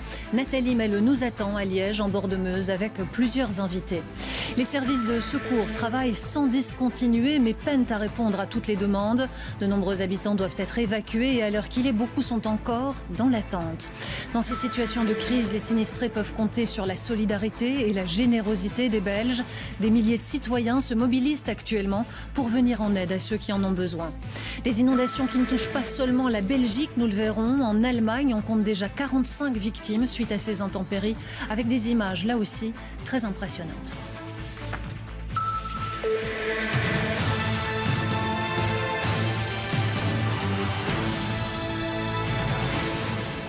Bonsoir à toutes, bonsoir à tous. Ce sont des inondations comme on n'en avait plus connu depuis très longtemps en Belgique, avec des cours d'eau qui débordent sur une très large partie du territoire, des milliers de maisons sous eau, des dégâts considérables et surtout un bilan humain qui s'alourdit. Je vous le disais en titre, 7 personnes au moins auraient déjà perdu la vie. Un peu partout, le chaos, des habitants évacués, d'autres qui attendent désespérément de l'aide, parfois condamnés, comme on le voit ici, à se réfugier sur les toits. Les services de secours ne savent plus où donner de la tête, tant les priorités s'accumulent pour eux. Et depuis le début de l'après-midi, la situation est particulièrement critique à Liège. L'eau de la Meuse monte à vue d'œil depuis plusieurs heures. Par mesure de précaution et pour des raisons que nous allons détailler dans un instant, il a été demandé à tous les habitants qu'ils pouvaient de carrément quitter la ville. Nathalie Melleux, bonsoir. Vous êtes en bord de Meuse et c'est avec vous qu'on va faire le point sur la situation à Liège, mais aussi dans le reste de la province. Effectivement, bonsoir Julie, bonsoir à tous. La Meuse qui est évidemment scrutée très attentivement. Son débit est très rapide, sa force est vraiment très puissante. Pour bien comprendre, il faut savoir qu'en fait, la Meuse reçoit à la fois les eaux de l'Ourthe en amont et l'Ourthe elle-même reçoit les eaux de la Vesdre. De quoi évidemment gonfler ce débit. Et pour preuve, regardez, je vous emmène. Nous sommes ici à la Capitainerie, c'est le port des yachts en région liégeoise. Et là, eh bien, nous avons le port de Plaisance. Nous allons ensemble pousser ces portes. D'habitude, ce lieu, il est totalement accessible. Eh bien, aujourd'hui, ce n'est plus du tout le cas. C'est inondé. Regardez cette centaine de bateaux. Il a fallu évacuer environ 50 résidents permanents. Et puis, regardez, là, ce sont les navettes fluviales de la ville de Liège. Eh bien, même les amarres ne tiennent plus. Cette navette, elle menace tout simplement de verser sur le côté. Tout ça à cause donc de la force de la Meuse. Vous l'avez dit, elle ne cesse de monter et c'est pour ça qu'il y a eu un ordre d'évacuation qui émane à la fois de la province et de la ville de Liège. Et donc les habitants dans certains quartiers les plus concernés ont dû quitter les lieux. Je vous propose de voir cela avec Marc Mellon. À hauteur du pont Maguin à Liège, la Meuse sort de son lit. Une situation qui fait réfléchir. Ce couple de Liégeois suit les conseils des autorités liégeoises et quitte la ville. Oui, parce qu'avec les inondations, vu ce qui s'est passé tout ça déjà à Verviers, la sécurité est avant tout. Donc, Et vous allez aller où, madame? soit chez ma mère ou ailleurs, si on ne sait pas aller chez ma mère. Qu'est-ce que vous avez pris avec vous? Le strict nécessaire, donc pour la toilette et pour se changer. D'autres habitants de Liège prennent la même option. Ils s'en vont. Oui, on évacue en fait pour un ami. Et voilà. Et vous allez sur les hauteurs? Vous allez où? Oui, on va vers l'Ercy en fait, c'est là où j'habite. Et donc voilà, avec sa petite fille, parce qu'il ne peut pas laisser sa petite fille ici, elle a à peine 13 ans. Et donc voilà, on va sur l'assurance, quoi. Eh ben, bon courage. Merci. Depuis Coron-Meuse vers le centre de la ville, les quais sont fermés à la circulation. La police locale de Liège demande aux curieux de s'écarter de la Meuse. Des habitants ont décidé de rester. Ils prennent des précautions pour éviter, si possible, des infiltrations d'eau. Moi, je reste. J'attends voir si ça monte vraiment ou pas. Et puis, en fonction de ça, on protégera la maison, quoi. En attendant, vous vous protégez? Voilà, c'est ça. C'est ce qu'on fait pour l'instant. Ouais. Et vous avez pris l'option de rester? Oui, je reste. Oui, je n'ai pas envie de partir, c'est sûr. Je reste. Je reste ici, je ne bouge pas. Et je vais toujours où je peux aller tant qu'il n'y a pas encore de l'eau partout. Sinon, je ne pars pas de l'endroit où je suis. Vous croyez que l'eau va monter de 4 mètres pour aller aux étages? Non. Hein. Donc je reste chez moi. Je pense qu'avec les précautions qu'on a prises, je pense que c'est raisonnable. Donc vous restez? On reste, oui. Des personnes ont des difficultés pour se déplacer. Un exemple avec cette dame qui est contrainte de rester au rez-de-chaussée. La police est passée en disant que sur ordre du bourgmestre, on ne pouvait plus quitter les lieux et qu'il fallait monter au premier étage, prendre de quoi manger, de quoi boire. Mais je ne sais pas monter l'étage, donc je ne sais pas. J'ai peur. Mon ami ici qui est venu me dire bonjour n'a pas peur, mon fils non plus, mais moi, j'ai peur. Voilà. Parti ou pas, de toute évidence, les Liégeois passeront une nuit agitée. Et avec nous, en direct, la bourgmestre faisant fonction de Liège, Christine Defreng, bonsoir. Merci d'être avec nous. Parlons concrètement, à l'heure actuelle, ce fleuve, la Meuse, il est toujours menaçant? Oui, il est toujours menaçant. La situation n'est pas encore stabilisée. Nous avons de temps en temps des espoirs et des frémissements, mais ce sont des ondes aussi. Et donc, à certains endroits, on espère que ça va refluer, mais à d'autres, ça déborde. Et donc, il faut prendre des mesures de précaution, oui. Quels sont les conseils, je dirais même les ordres qui sont donnés aux habitants, aux riverains qui devaient quitter les lieux mais qui n'ont pas réussi à quitter leur résidence en bord de Meuse? Et comme vous le voyez, nous avons fait évacuer au maximum la ville pour qu'elle soit vidée parce que les accès sont évidemment dangereux, les quais sont dangereux aussi, vous voyez le niveau de l'eau. Et donc nous disons aux habitants, s'ils n'ont pas pu partir, de monter aux étages, de prendre des provisions, de l'eau, des vivres et les prochaines heures vont être évidemment cruciales, décisives et la nuit va être très courte ou longue, c'est selon. Il y a aussi un centre d'accueil qui a été organisé pour certains. Oui, alors je voulais vraiment saluer toute la solidarité, la chaîne d'union des Liégeoises et des Liégeois, parce que les amis, les familles aident. On peut aller sur les collines, on ne les voit pas avec le brouillard, mais nos collines sont accueillantes. Nous avons ouvert des centres d'accueil à Grivnier, rue Nicolas Spirou, mais aussi au Sartillement avec la collaboration de l'université. Tout le monde se mobilise, nos clubs de foot bien connus aussi sont mobilisés, proposent des accueils et les habitants apportent des vêtements, des vivres et nous avons aussi réquisitionné des chambres d'hôtel. En un mot, Madame de Freigne, le niveau là où nous sommes, on va dire que ça va encore par rapport à certains autres endroits. Oui. On a quand même 1,50 m de plus que d'habitude, quasi. Tout peut changer, cette Meuse, elle peut passer vraiment au-dessus des berges en quelques instants. Oui, elle peut passer au-dessus des berges. Nous avons des quartiers entiers qui sont sous eau, comme Chénier, Anglerbas. Et donc là, la situation est vraiment terrible. Mais ici, en bord de Meuse, rien n'est stabilisé et tout peut encore évoluer. Je l'espère dans le bon sens, mais je veux appliquer un principe de précaution. C'est la province qui gère et nous allons passer en phase fédérale. Et vraiment respecter les consignes qui ont été confirmées par Bi-Alerte. Suivez les conseils, soyons solidaires et responsables. Merci. Pas de panique. Merci Madame de Freigne, effectivement solidaire, responsable, parce que le problème, il vient aussi en aval de l'île Montsaint. Il y a un barrage à l'île Montsaint et ce barrage, pour l'instant, il ne remplit pas vraiment son rôle. C'est pour ça aussi que les eaux de la Meuse ne cessent de monter. Et pour plus d'explications, je vous propose de retrouver sur place Rachel Crevellaro. Bonsoir Rachel. Bonsoir. Effectivement, je me trouve ici sur le pont Saint-Léonard et c'est une parfaite illustration du problème avec, regardez, là derrière moi, en amont, vous en avez parlé, Nathalie, l'eau de la Vesdre, l'eau de l'Ourthe qui afflue, qui vient gonfler la Meuse dont le débit, dont le niveau augmente depuis ce matin. Et puis, vous l'avez dit, en aval, et on ne voit pas grand-chose parce qu'il y a énormément de buée, il y a énormément de brume, mais là-bas en aval, il y a effectivement un barrage, le barrage de l'île de Montsaint. Problème, ce barrage, pour le moment, il est en chantier. Résultat, il n'y a que 2 vannes sur 6 qui fonctionnent. Dans ces conditions, c'est très difficile de réguler le début de la Meuse. Difficulté donc aussi de gérer ça de façon millimétrée parce que ouvrir aussi trop les vannes en aval, c'est aussi un risque pour les communes qui se trouvent plus loin de l'île de Montsaint. Résultat des courses, cette Meuse qui ne cesse de gonfler. Regardez les images de Guy Tallin, regardez la Meuse, elle sort clairement de son lit ici dans le quartier Léonard et envahit de plus en plus les quais de Bord-de-Meuse. C'est pour cette raison-là d'ailleurs qu'il y a eu cet appel des autorités publiques à ce que les habitants du quartier Saint-Léonard, d'Outremeuse, de Coron-Meuse, tous ceux qui habitent le long de la Meuse, évacuent, essayent d'aller se réfugier dans les hauteurs ou bien dans les étages supérieurs des habitations. On a vu également des habitants ici prendre quelques précautions, des habitants qui au rez-de-chaussée ont mis des sacs de sable. Le niveau de la Meuse ici qui va continuer à augmenter encore dans les heures qui viennent parce que certaines prévisions parlent de 3000 mètres cubes de débit à arriver dans les heures qui viennent.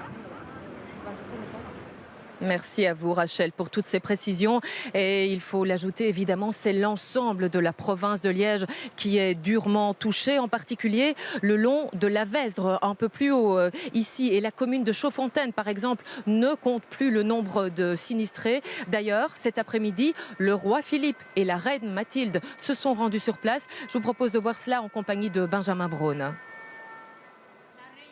Le roi et la reine au chevet des sinistrés. Dans ce centre d'accueil de Chaudfontaine, Philippe et Mathilde s'assoient, écoutent, réconfortent ceux qui ont dû quitter leur maison.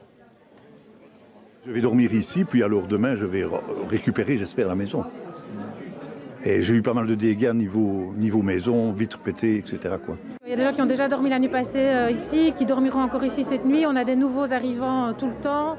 Et donc pour ceux-là, soit on trouve des solutions avant ce soir, soit ils passeront la nuit ici. On a aménagé des dortoirs pour tout le monde. Pendant de longues minutes, les souverains s'entretiennent avec les bénévoles, parfois très remontés par le manque de moyens mis à disposition des secours. On pourrait aller plus vite, je suis sûr. L'hélicoptère, les bateaux, ils ont peur. On me dit, on a peur d'aller avec le bateau, on va casser les hélices. Non, c'est pas possible. On doit avoir un bateau qui peut aller dans l'inondation. Je signale à Alain que je suis disposé à aller chercher ou reconduire des personnes là où elles doivent aller. D'accord. Il y a une solidarité exceptionnelle. Les gens de Beaufailly sont tous là. C'est exceptionnel. Pour des vêtements, pour manger, pour proposer les gens de dormir, c'est exceptionnel. Je ne reviens pas dans un village comme celui-ci, vraiment, où souvent, des fois, les gens, il faut un peu chacun pour soi, mais là, tout le monde est là. Au centre de crise, ouvert à l'hôtel de police, le roi et la reine rencontrent les autorités communales, provinciales et de la région. Un roi ému qui improvise même un court discours. Nos pensées vont vers les victimes, de leurs familles et toutes ces personnes qui ont dû être évacuées des zones sinistrées dans l'urgence. Nous sommes vraiment touchés par leur détresse. L'émotion des souverains, en toute simplicité, face à la détresse de toute une région et des sinistrés dont beaucoup ne dormiront pas chez eux ce soir. Et rendons-nous plus à l'est encore, à Pepinster. Là, une vingtaine de maisons se sont effondrées sous la force des flots. La Vesdre est devenue un torrent. Bonsoir Benjamin Verpoorten, vous avez accompagné des pompiers qui eux-mêmes étaient en très grande difficulté. Eh bien oui, vers 14 h, ces pompiers étaient sur une embarcation. Il s'agissait de plongeurs, de 5 plongeurs. Ils tentaient de secourir des habitants de la ville de Pepinster quand le courant a tout simplement retourné leur bateau. Résultat, 3 civils et 5 plongeurs ont fini à l'eau. Et nous étions un peu plus bas. Nous étions en train de réaliser une interview et soudain, nous avons vu les pompiers au sol arriver, toutes sirènes hurlantes, nous disant que des plongeurs étaient tombés dans l'eau. Le problème, c'est que le courant est tellement puissant que les plongeurs étaient déjà passés. Nous ne les avions pas vus. Nous avons donc suivi les pompiers qui tentaient de les sauver. Alors, se déplacer dans la région est très compliqué, pas question de prendre la vallée. Ces pompiers ont donc dû remonter sur les hauteurs de Pepinster, redescendre un peu plus loin pour trouver un nouveau point d'accès sur l'eau. Et tout cela prend beaucoup de temps. Résultat, ces pompiers ont perdu du temps. Chaque seconde compte dans ce genre de situation.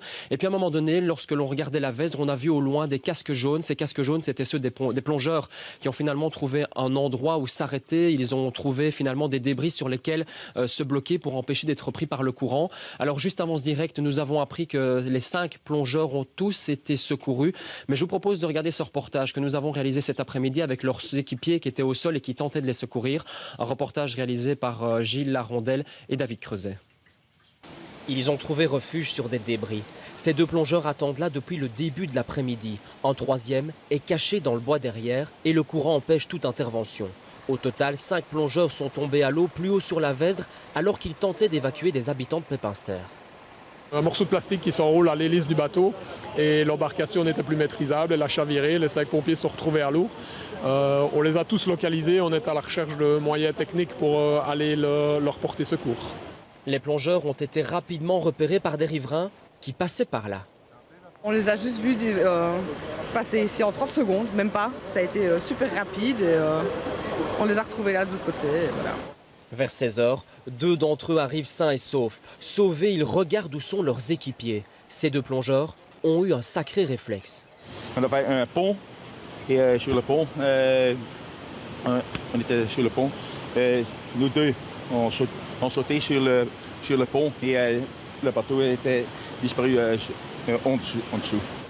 Les 3 autres pompiers n'ont pas eu cette chance. Ils ont été emportés par le courant, tout comme 3 civils qui venaient d'être secourus. 3 personnes civiles, on n'y a pas trouvé. Ils étaient dans le bateau qui a chaviré? Non, ils sont dans le bateau. Hein. Et vous ne les avez pas retrouvés? Non. Les plongeurs, eux, ont survécu. Les secours tentent alors d'établir le contact. Un drone équipé d'un haut-parleur est utilisé. Doe het teken, oké? Bent u nog oké? Les plongeurs répondent. Leur chef tente alors de les rassurer. Het is niet diep, maar de stroming is te groot. Het Grim-team gaat een oplossing zoeken. Ces sauveteurs ont donc chaviré alors qu'ils intervenaient ici, à Pepinster. La ville est sous l'eau. Sur les toits des riverains, sous cette station, des pompiers sur une embarcation. Et face à tout cela, des riverains désemparés. Toute la cave chez nous, d'après les nouvelles que j'ai, toute la cave est inondée et il y a à peu près 1 mètre d'eau au rez-de-chaussée. Ici comme ailleurs, l'eau a tout emporté. Une vingtaine de maisons se sont effondrées. Certaines étaient peut-être encore occupées. Le bilan humain pourrait dès lors s'alourdir dans les prochains jours. On va débuter avec des images aériennes qui ont été filmées par l'armée ce matin. Un hélicoptère a en effet pu décoller de Bierzet. Il a participé à des missions de sauvetage et d'évacuation. Il a notamment aidé des personnes bloquées sur un toit à Pepinster. Des sauvetages de ce genre étaient jusqu'ici impossibles à cause de la météo. Pepinster, où nous allons maintenant rejoindre Benjamin Verpoorten. Alors c'est une ville, on le sait, particulièrement touchée puisqu'on parle d'une vingtaine de maisons qui se seraient effondrées.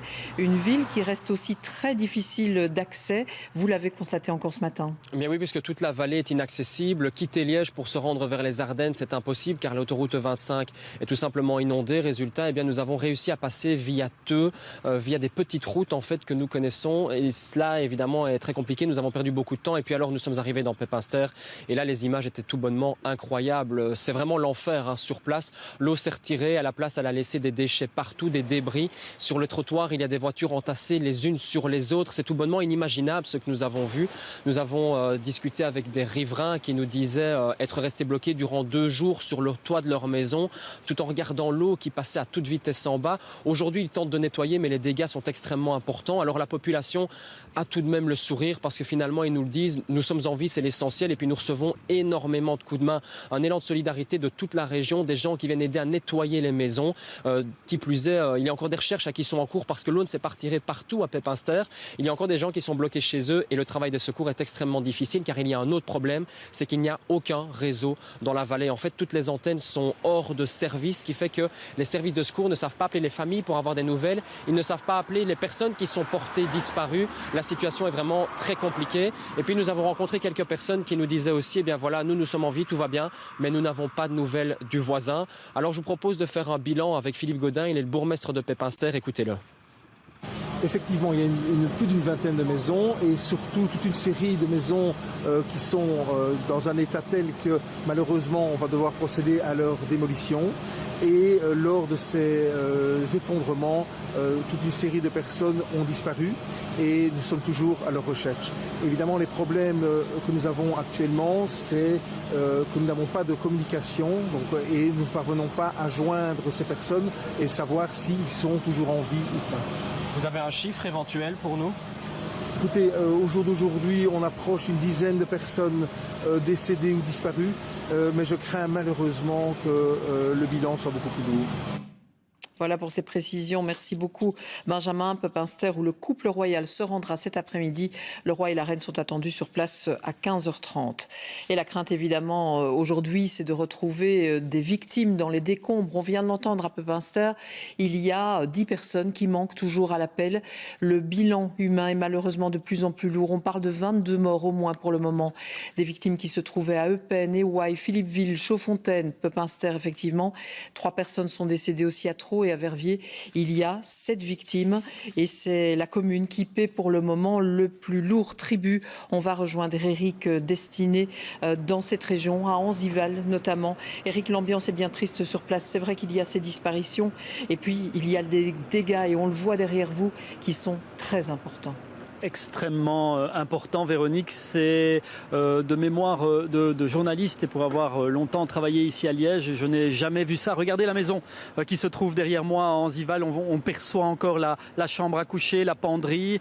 On nous a dit que la personne qui se trouvait dans cette maison avait dû passer à travers le mur pour rejoindre le voisin et pour pouvoir tenter de sortir de cette maison quand l'eau a commencé à monter.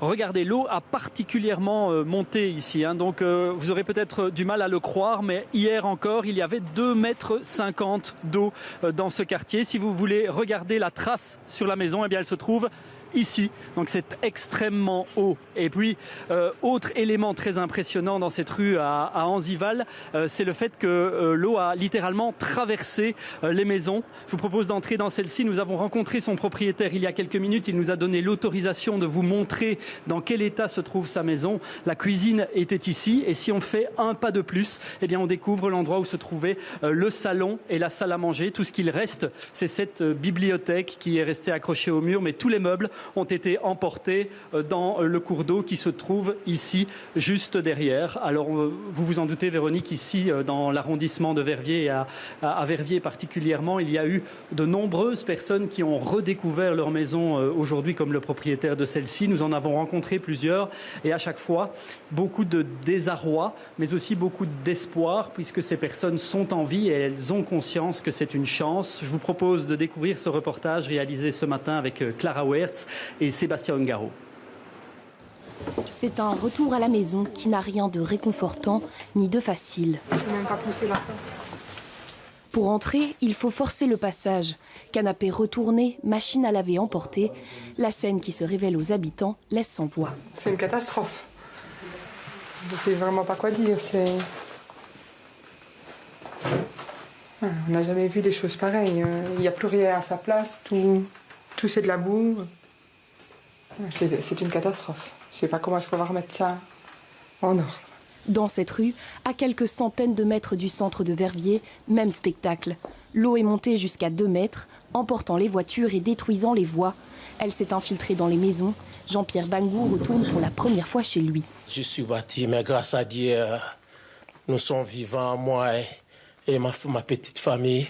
Un grand soulagement, même si les dégâts matériels sont importants. La cave de cet homme est toujours inondée. Sa cuisine et sa salle de bain sont détruites. L'eau était jusque là, à ce niveau-là. Là, vous voyez, l'eau était arrivée jusque là. Ouais. Il a enfoncé la porte. Ouais, l'eau est pénétrée. Ouais. Dans le quartier, l'électricité est toujours coupée et l'eau courante n'est pas rétablie. La décrue laisse les habitants impuissants face au chaos qu'elle révèle. J'ai plus rien, plus de voiture, plus de maison, plus rien. Ma voiture se trouve là au bout, encastrée dans un poteau. Et voilà. On ne sait pas quoi, on n'arrive pas à joindre les assurances, on ne sait rien, on n'a pas d'eau, on n'a pas d'électricité, rien du tout. Les services d'aide arrivent sur place depuis 9h ce matin. Ils tentent de réparer les dégâts et ramassent les détritus sur la voie. Dans un premier temps, nous sommes en train de tout nettoyer, mais en parallèle, nous avons des raisins pour le gaz, la SWDE pour l'eau et ORES pour l'électricité, qui de leur côté s'affairent aussi à rétablir l'eau, le gaz et l'électricité. Il faudra plusieurs mois pour que Verviers retrouve son aspect d'avant. La ville et ses habitants resteront marqués par l'ampleur de ces inondations. À Liège, certains quartiers sont plus touchés que d'autres. C'est le cas au niveau d'Angleur. Le décor est là aussi apocalyptique. Et à Chenay également. À Chenay, c'est la Vesdre qui a débordé. Olivier Coll. Certains habitants sont restés isolés pendant plus de 36 heures. Exactement, ils étaient conditionnés dans leurs étages. C'est le seul endroit qui était hors d'eau puisque l'eau est montée ici jusqu'à 2,40 m, empreinte sur les tapisseries à l'appui, puisque maintenant l'eau s'est retirée dans la Vesdre qui est derrière moi. Ici, on est au point de convergence de la Verze et de l'Ourthe. La Vesdre se jette dans l'Ourthe, je crois 300 mètres en aval ici. La Vesdre s'est maintenant retirée, est revenue dans son lit et le contraste est impressionnant entre ce qu'on a vécu ce matin à 6 h lorsque nous sommes arrivés dans le quartier. Véronique, nous étions les premiers au contact de cette population qui n'avait pas encore vu le moindre secouriste, qui n'avait pas encore vu la moindre aide arriver jusqu'à elle. Et maintenant, depuis quelques heures, crescendo, l'aide qui arrive ici. Nous avons vu les services de la ville de Liège, les pompiers, l'armée. Nous avons vu aussi des hélicoptères passer dans le ciel. Bref, tout est en train de se déployer pour venir en aide à tous les sinistrés. On a vu également tout à l'heure des personnes qui étaient évacuées de chez elles, qui voyaient enfin la délivrance de pouvoir quitter leur habitation pour aller se réchauffer quelque part, pour aller prendre peut-être un repas enfin, parce que nombre de ces personnes dans ce quartier de Chenay ici sont restées sans manger, parfois sans boire pendant ces fameuses 36 heures. Oui, alors le niveau de la Meuse reste toujours haut, mais effectivement bien moins haut qu'hier soir. Et en tout cas, on est très loin du scénario catastrophe tant redouté. Pour rappel, les autorités craignaient une hausse très importante du niveau de la Meuse avec à la clé de graves inondations. Elles avaient même demandé aux habitants de certains quartiers de quitter le plus vite possible la ville. Les craintes se cristallisaient en fait sur le pont barrage de l'île Montsaint. C'est un barrage qui se trouve en aval de la ville et qui, en temps normal, est censé réguler le débit de la Meuse. Problème, en ce moment, il est en travaux et le risque, c'était donc que cet ouvrage ne parvienne pas à faire face à la situation. Mais finalement, Barbara, rien de tout ça. La nuit s'est plutôt bien passée. Oui, effectivement. Alors des inondations, il y en a eu, mais elles sont restées assez localisées et puis finalement de faible ampleur sur les quais. Alors on l'imagine ce matin pour les Liégeois, c'est le soulagement après cette nuit sous tension. Alors les rues, les quais sont tout de même assez déserts aujourd'hui, mais il y a tout de même quelques promeneurs, des curieux, des badauds qui se promènent sur les quais ou ici par exemple au parc de la Bovry. Alors c'est un parc emblématique de la ville, un parc qui aujourd'hui est en grande partie sous eau et qui offre un paysage assez particulier avec des arbres et des ponts à moitié inondés. Merci beaucoup Barbara Schall pour ces explications en direct, vous qui êtes sur le pont depuis tôt ce matin. Et puis il y a parfois de belles histoires au milieu de ce chaos. Enzo, 6 ans, a été secouru il y a 2 jours alors qu'il participait à un stage de football. Et puis ce matin, il a enfin retrouvé ses parents. Marc Mellon et Guillaume Latour ont assisté à ces retrouvailles et c'est Alexis Gonzalez qui nous raconte l'histoire. Ça va ? T'as pas eu trop peur ? C'est le soulagement pour le petit Enzo, 6 ans. 2 jours après avoir été secouru et hébergé avec d'autres enfants alors qu'il était à un stage de football, il retrouve enfin ses parents. Il est resté coincé 48 heures. Je ne sais même plus quel jour on est. Presque 48 heures dans le premier étage avec 5 autres enfants et 2 adultes qui s'en sont occupés merveilleusement bien. Et voilà, on vient de le récupérer. Première étape du réconfort, le centre d'aide de Grivnier. C'est là que la pression retombe un peu et que les victimes racontent souvent pour la première fois leur calvaire. On a secouru les enfants comme on pouvait, la famille est là. C'est dur, franchement. Psychologiquement, c'est très dur. Je ne m'attendais jamais à voir ça. Parce qu'il y avait presque plus de 2 mètres d'eau dans la maison et la maison commençait à bouger. Donc j'ai dit, il faut que je parte. Il faut qu'on parte avec les enfants. Et j'ai coupé tout le câble des voisins. Et il y a une dame qui m'a dit, monsieur, vous voulez partir ? J'ai dit, oui, on veut partir avec les enfants. Venez, qu'elle me dit. Et on est monté sur une échelle. Elle nous a recueillis toute la journée chez elle. Donc vraiment un gros geste de sa part. L'idée étant que les gens ne restent pas ici, ils sont pris en charge, on prend leurs coordonnées, on identifie leurs besoins, il y a une aide médicale et psychologique si nécessaire, il y a des éducateurs pour encadrer les enfants, c'est un moment de répit, on fait la genèse de la situation de la personne et puis soit elle a des amis ou de la famille qui peuvent l'accueillir et donc on organise si nécessaire le transport ou sinon alors ils sont relogés dans des hôtels, des chambres d'hôtel qui sont réquisitionnées par la ville. Les secouristes bénévoles du centre ont également reçu de nombreux appels de détresse de personnes coincées dans leurs habitations. Elles ne parvenaient pas à joindre le 112. Oui, bonjour madame. Voilà, j'ai reçu un appel d'une personne. Ils sont 8 personnes bloquées dans une petite pièce au premier étage avec 2 bébés de 1 mois. Donc ils sont au numéro 23 de la rue d'Angleur à Liège. Aujourd'hui, on a pris un bateau qu'on a gonflé. Et on a secouru une quinzaine de personnes. On a essayé de mettre la priorité sur ceux qui habitent au rez-de-chaussée, les personnes âgées aussi, les handicapés et tout ce qui était bébés, nourrissons. L'Université de Liège a également mis le home étudiant du Sartillement à disposition des victimes. Un refuge bienvenu, même pour des citoyens qui n'ont pas subi directement les inondations. Toutes les routes pour pouvoir arriver à Hambourg, donc dans la commune de Chaudfontaine, sont bloquées. Donc il n'y a pas moyen d'arriver à Hambourg. Donc on nous a dit gentiment qu'au CHU, au Sartillement, ils avaient des logements où on pourrait passer la nuit en attendant que les routes soient débloquées. Les responsables des 2 centres d'accueil ont pu compter sur la générosité des associations d'entraide et des citoyens. Toute la soirée, les dons se sont accumulés. Impressionnant. On se rend compte de la violence de ce qui s'est passé ici. Il faut quand même vous imaginer que là où je suis, il y a encore un jour, j'aurais eu 1 mètre d'eau au-dessus de moi, avec une force incroyable. Tout est parti, les trottoirs, les rives, et puis l'eau est montée à 1,50 m ou 2 mètres à l'intérieur des maisons qui longent ici la rivière.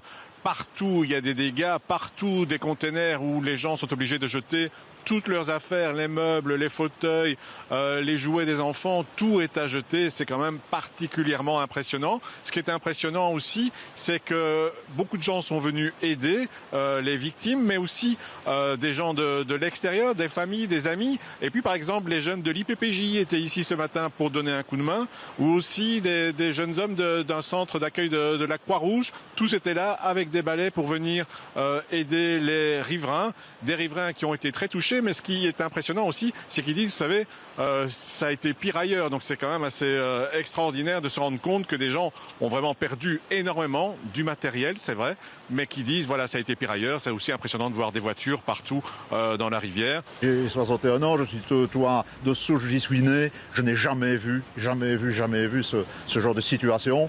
Et si vous voulez voir quelque chose de spectaculaire ici, sous le pont, il y a une camionnette qui est littéralement orchestrée. Enfin, vous verrez par vous-même. Je suis au premier et voilà. On n'a pas d'eau, on n'a pas d'électricité, mais ça va revenir. Et les caves, on a du mal de les vider parce qu'on n'a qu'une petite pompe. Donc voilà, on n'est pas les seuls. On va passer maintenant en Brabant wallon. Les services de secours sont intervenus à de nombreuses reprises la nuit dernière. Des ponts menacent aujourd'hui de s'effondrer. C'est notamment le cas du côté de Wavre. Wavre, où le centre-ville est sous eau. On le voit derrière vous. Simon Brem, vous êtes sur place. Alors, quelle est la situation pour le moment ? Alors Véronique, d'après les dernières estimations que nous avons reçues, l'eau est montée ici entre 1 mètre et 1 mètre 50. Plusieurs quartiers ont été touchés, comme la place du Cardinal Mercier où je me trouve ici et où, comme vous pouvez le voir derrière moi, des commerçants aidés d'habitants sont en train en fait de récupérer de la marchandise pour que celle-ci soit épargnée. Alors vous avez le son, vous avez l'image, mais vous n'avez pas l'odeur. Il y a ici une odeur de mazout car certaines cuves ont cédé malheureusement suite à la pression de l'eau. Alors la ville de Wavre, elle a été touchée un peu en décalage par rapport aux autres villes dont on a déjà parlé auparavant. Nous avons discuté ce matin avec un échevin qui nous tenait ces mots. Les autres se relèvent pendant que nous sommes en train de descendre. Il y a ici des opérations d'évacuation qui ont eu lieu. Il y a aussi une belle solidarité dans la ville de Wavre, il faut le dire, qui est évidemment toujours en cours. Je vous propose de découvrir le reportage que nous avons réalisé ce matin avec Jean-Michel Ouanlin, Dominique Van de Capelle et Pascal Senkiou. Des rues qui ont complètement disparu sous les eaux. Au quartier du Finbec à Wavre, le niveau commence seulement à descendre ce matin. Certains habitants sont évacués après une nuit éprouvante. Je suis très contente parce que à certains moments je paniquais énormément. Oui. Mais j'ai des braves voisins qui habitent au 2e étage qui étaient venus me soutenir aussi. Voilà. Toute cette eau, elle provient de la Dyle, en crue depuis hier après-midi. Elle s'est engouffrée dans de nombreuses maisons et certains propriétaires mettront très longtemps à s'en relever. On a tout perdu en une nuit, 1,20 m d'eau dans la maison. On avait essayé de surélever les meubles, frigo, lave-vaisselle, enfin tout. On a monté tout avec des blocs de 60 cm à peu près. Tout est posé sur des blocs, mais 1,20 m, voilà. Parmi les plus touchés financièrement, il y a aussi les commerçants. Certains venaient juste de recevoir la nouvelle collection d'hiver et les pertes peuvent atteindre plus de 100 000 € par magasin. Une catastrophe. Il y a de l'eau partout. C'est un magasin de vêtements, les vêtements sont sous eau. La citerne à mazout, le mazout est remonté dans tout le magasin. Donc en ouvrant la porte, ça se répand dans la rue. Maintenant j'ai refermé. C'est la catastrophe. Donc ça veut dire que le magasin, j'ai de l'eau jusqu'en dessous de mes fesses. Donc j'ai tous mes étagères qui sont trempées, ma table de caisse est trempée aussi. Donc j'ai su sauver quelques meubles, mais voilà quoi. On a de l'eau partout et tous les magasins que je suis passée devant, c'est pareil. Malheureusement, au moins une personne a été blessée dans les inondations. Elle s'est ouvert le crâne suite à une glissade. La prudence sera encore de mise toute la journée à Wavre, où fort heureusement la solidarité se fait sentir face à cette épreuve sans précédent. Et avec des magasins déjà touchés pendant le Covid. Et là, c'est un coup dur de plus. Merci Simon Brem pour ce reportage et pour ces témoignages recueillis. À Wavre, d'autres communes en Brabant wallon sont également touchées. Laurent Van de Berg, vous vous êtes arrêté à Grédoisseau. Le nettoyage a commencé car l'eau là s'est retirée. Oui, Véronique, gros contraste finalement avec ce qui se passe à Wavre, puisque ici à Grédoisseau, l'eau s'est retirée hier soir. Il y avait plus ou moins dans le centre de Grédoisseau 1 mètre de hauteur d'eau qui s'est retirée. Évidemment, ça a eu des conséquences sur les particuliers qui ont commencé à nettoyer avec des aspirateurs spéciaux pour retirer l'eau et la boue, mais aussi des conséquences évidemment sur les commerces. Je vous propose de regarder ici sur cette devanture de magasin, eh bien tout ce qu'il se trouve ici, exposé ici, eh bien sont des choses à jeter. Malheureusement, alors que le magasin est surélevé, eh bien l'eau a surpris tout le monde. Je vous propose d'écouter Geneviève, c'est la commerçante qui est sinistrée. Je dirais qu'on est à 80 cm de hauteur par rapport au trottoir, et le trottoir n'était pas encore recouvert d'eau, donc vraiment je me suis pas inquiétée. Quand ça a commencé à monter un peu plus, là, je me suis dit, bon, on va quand même mettre à l'abri des choses, mais c'était toujours dans l'optique au cas où, mais jamais ça n'arrivera, quoi. Il y a de la déco, il y a des vêtements, il y a de la mercerie, ça va dans tous les sens parce que c'est un magasin de cadeaux à la base, donc vraiment, on a de tout. Et donc, beaucoup de choses qui n'aiment pas l'eau, beaucoup de cartons, donc c'est vraiment la catastrophe. On a sorti que les choses qui sont irrécupérables. Je vais vous montrer l'intérieur. Voilà. Donc vous avez la hauteur d'eau là qui vient ici, qu'on voit très bien. Voilà, ici vous voyez les marques.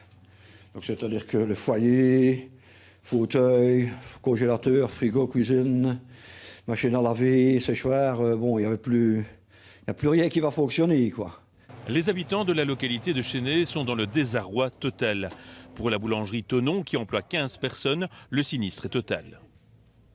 On a voulu essayer de sauver 2-3 choses. On n'a jamais imaginé que ça allait monter si haut.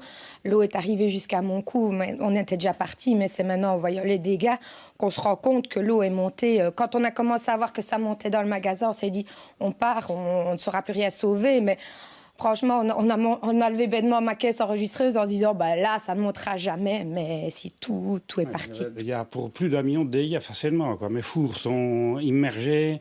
Les congélateurs sont retournés. Un autre commerce, un café du quartier, est dans un état indescriptible. Il n'y a plus rien, tout est détruit, il n'y a plus rien. Une vie qui est partie, il n'y a plus rien du tout, c'est une catastrophe. On n'a plus de jeu, on n'a plus de plafond, on n'a plus rien, tout est dévasté. Les habitants de Chénet et les ouvriers communaux retroussent leurs manches de manière infatigable. J'ai donné un coup de main pour aider les gens et tout ça, franchement, j'ai jamais vu ça, j'ai même pas les mots. Des sapeurs-pompiers et des ambulanciers ont procédé à des évacuations. Tout le monde est sur le pied de guerre, comme vous le voyez. Et bon, on essaie d'intervenir chez les gens. Mais vous voyez, même pour les pompiers, c'est extrêmement difficile d'intervenir. Maintenant que c'est un peu dégagé, on peut avoir accès à des maisons et venir secourir les gens, en fait. Les sinistrés demandent de l'aide aux Liégeois qui ne sont pas impactés. Tout qui peut venir aider, donner un petit coup de main, en tout cas à partir de demain, à mon avis, sera le bienvenu. Parce que là, même un accès, c'est très compliqué, mais c'est en train d'être dégagé. On voit vraiment que la ville de Liège fait tout ce qu'elle peut, et c'est vraiment extra, et tout le monde se serre les coudes, c'est une très bonne chose.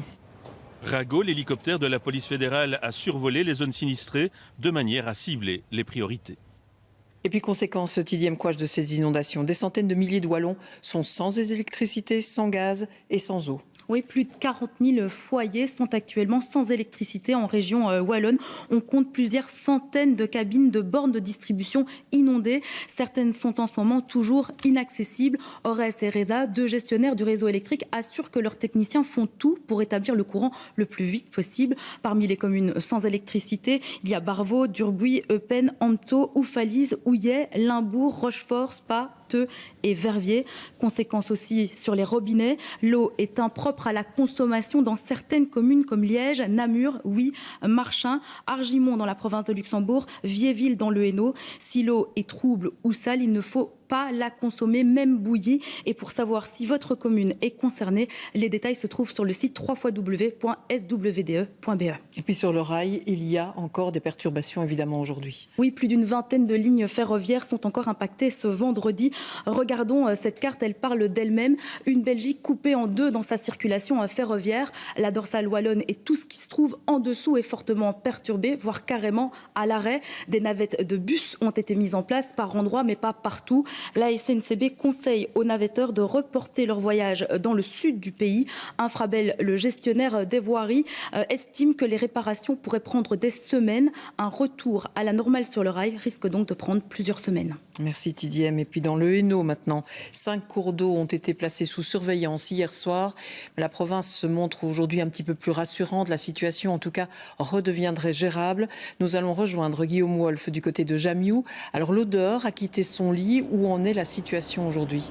Eh bien, le niveau d'eau, le débit d'eau sont en train de baisser tous les deux. On est plus ou moins à 80-85 mètres cubes d'eau par seconde. On était ce matin à 105 et 105, c'est 3 fois le niveau d'hier matin. Donc vous comprenez que l'accélération s'est passée pendant la nuit. Elle a surpris un petit peu tout le monde. Elle a inquiété aussi beaucoup de monde parce que l'odeur, la rivière qui est derrière moi, eh bien, elle se jette dans la Sambre, la Sambre qui passe par Charleroi, la Sambre qui se jette dans la Meuse, à Namur, la Meuse qui continue vers Liège. Donc il y avait une inquiétude en aval de cette odeur. Finalement, je vous le disais, ça se calme petit à petit. Et la suite des opérations, elle se passe de ce côté-là de la rue. On va pouvoir montrer cette rue qui est inondée, qui est prise au piège. Une quinzaine d'habitations qui vont devoir pomper toute l'après-midi. Ça va se passer toute la journée, mais dans une ambiance quand même un peu plus sereine, dans une ambiance où l'eau est en phase de décrue. Et ça, c'est quand même la bonne nouvelle dans le Hainaut.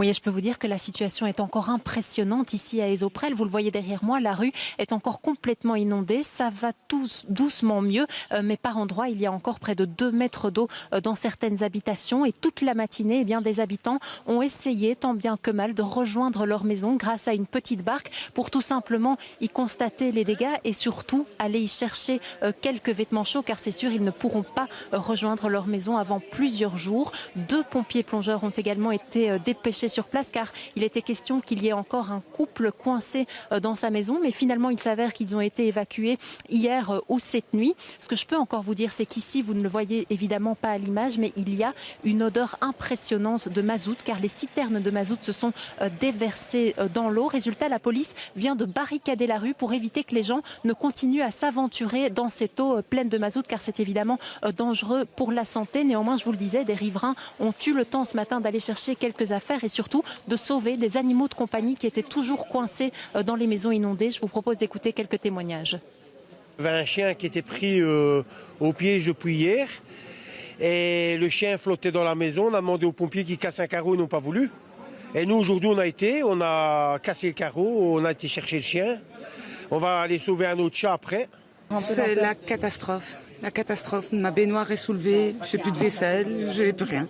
Papa pleurait parce que la maison était inondée. Alors on est venu voir, mais la maison était très inondée. Il y avait 1,10 m et voilà. Impressionnant effectivement aussi pour tous les enfants des riverains, Sophie, qui ont reçu de l'aide ce matin. Ça, c'est aussi évidemment très positif. Oui, c'est ça, il y a énormément de solidarité et je dirais même une bonne ambiance parmi tous les gens qu'on a croisés ici ce matin et qui regardaient ensemble ce triste spectacle. On a même vu des gens qui ont été récupérer une bouteille de champagne grâce à leur petite barque et qui disaient on boit à notre perte, car évidemment il faut continuer de positiver malgré cette situation catastrophique. On a également été les témoins de la solidarité de la part des scouts de la région qui sont venus prêter main forte pour nettoyer les rues. Écoutez l'animateur de ces scouts. On a eu des grosses inondations sur notre camp, on a dû rentrer beaucoup plus tôt. On connaît donc ce qui s'est passé, on a quand même eu de gros soucis. On a les grosses valeurs scouts qui nous portent à cœur et on veut faire au mieux et essayer d'aider notre prochain. Et voilà, donc ici aujourd'hui on est là pour aider, on essaie de donner un petit coup de main. On évoque à présent la situation dans les pays voisins. Elle est aussi dramatique. En Allemagne, on parle de 103 morts pour le moment. Certains villages ont tout simplement été rayés de la carte. L'état d'urgence a été déclaré notamment en Rhénanie du Nord-Westphalie. Et les images que nous recevons de cette région sont dramatiques. Elles sont montées par Bertrand Menu et commentées par Quentin Warlop.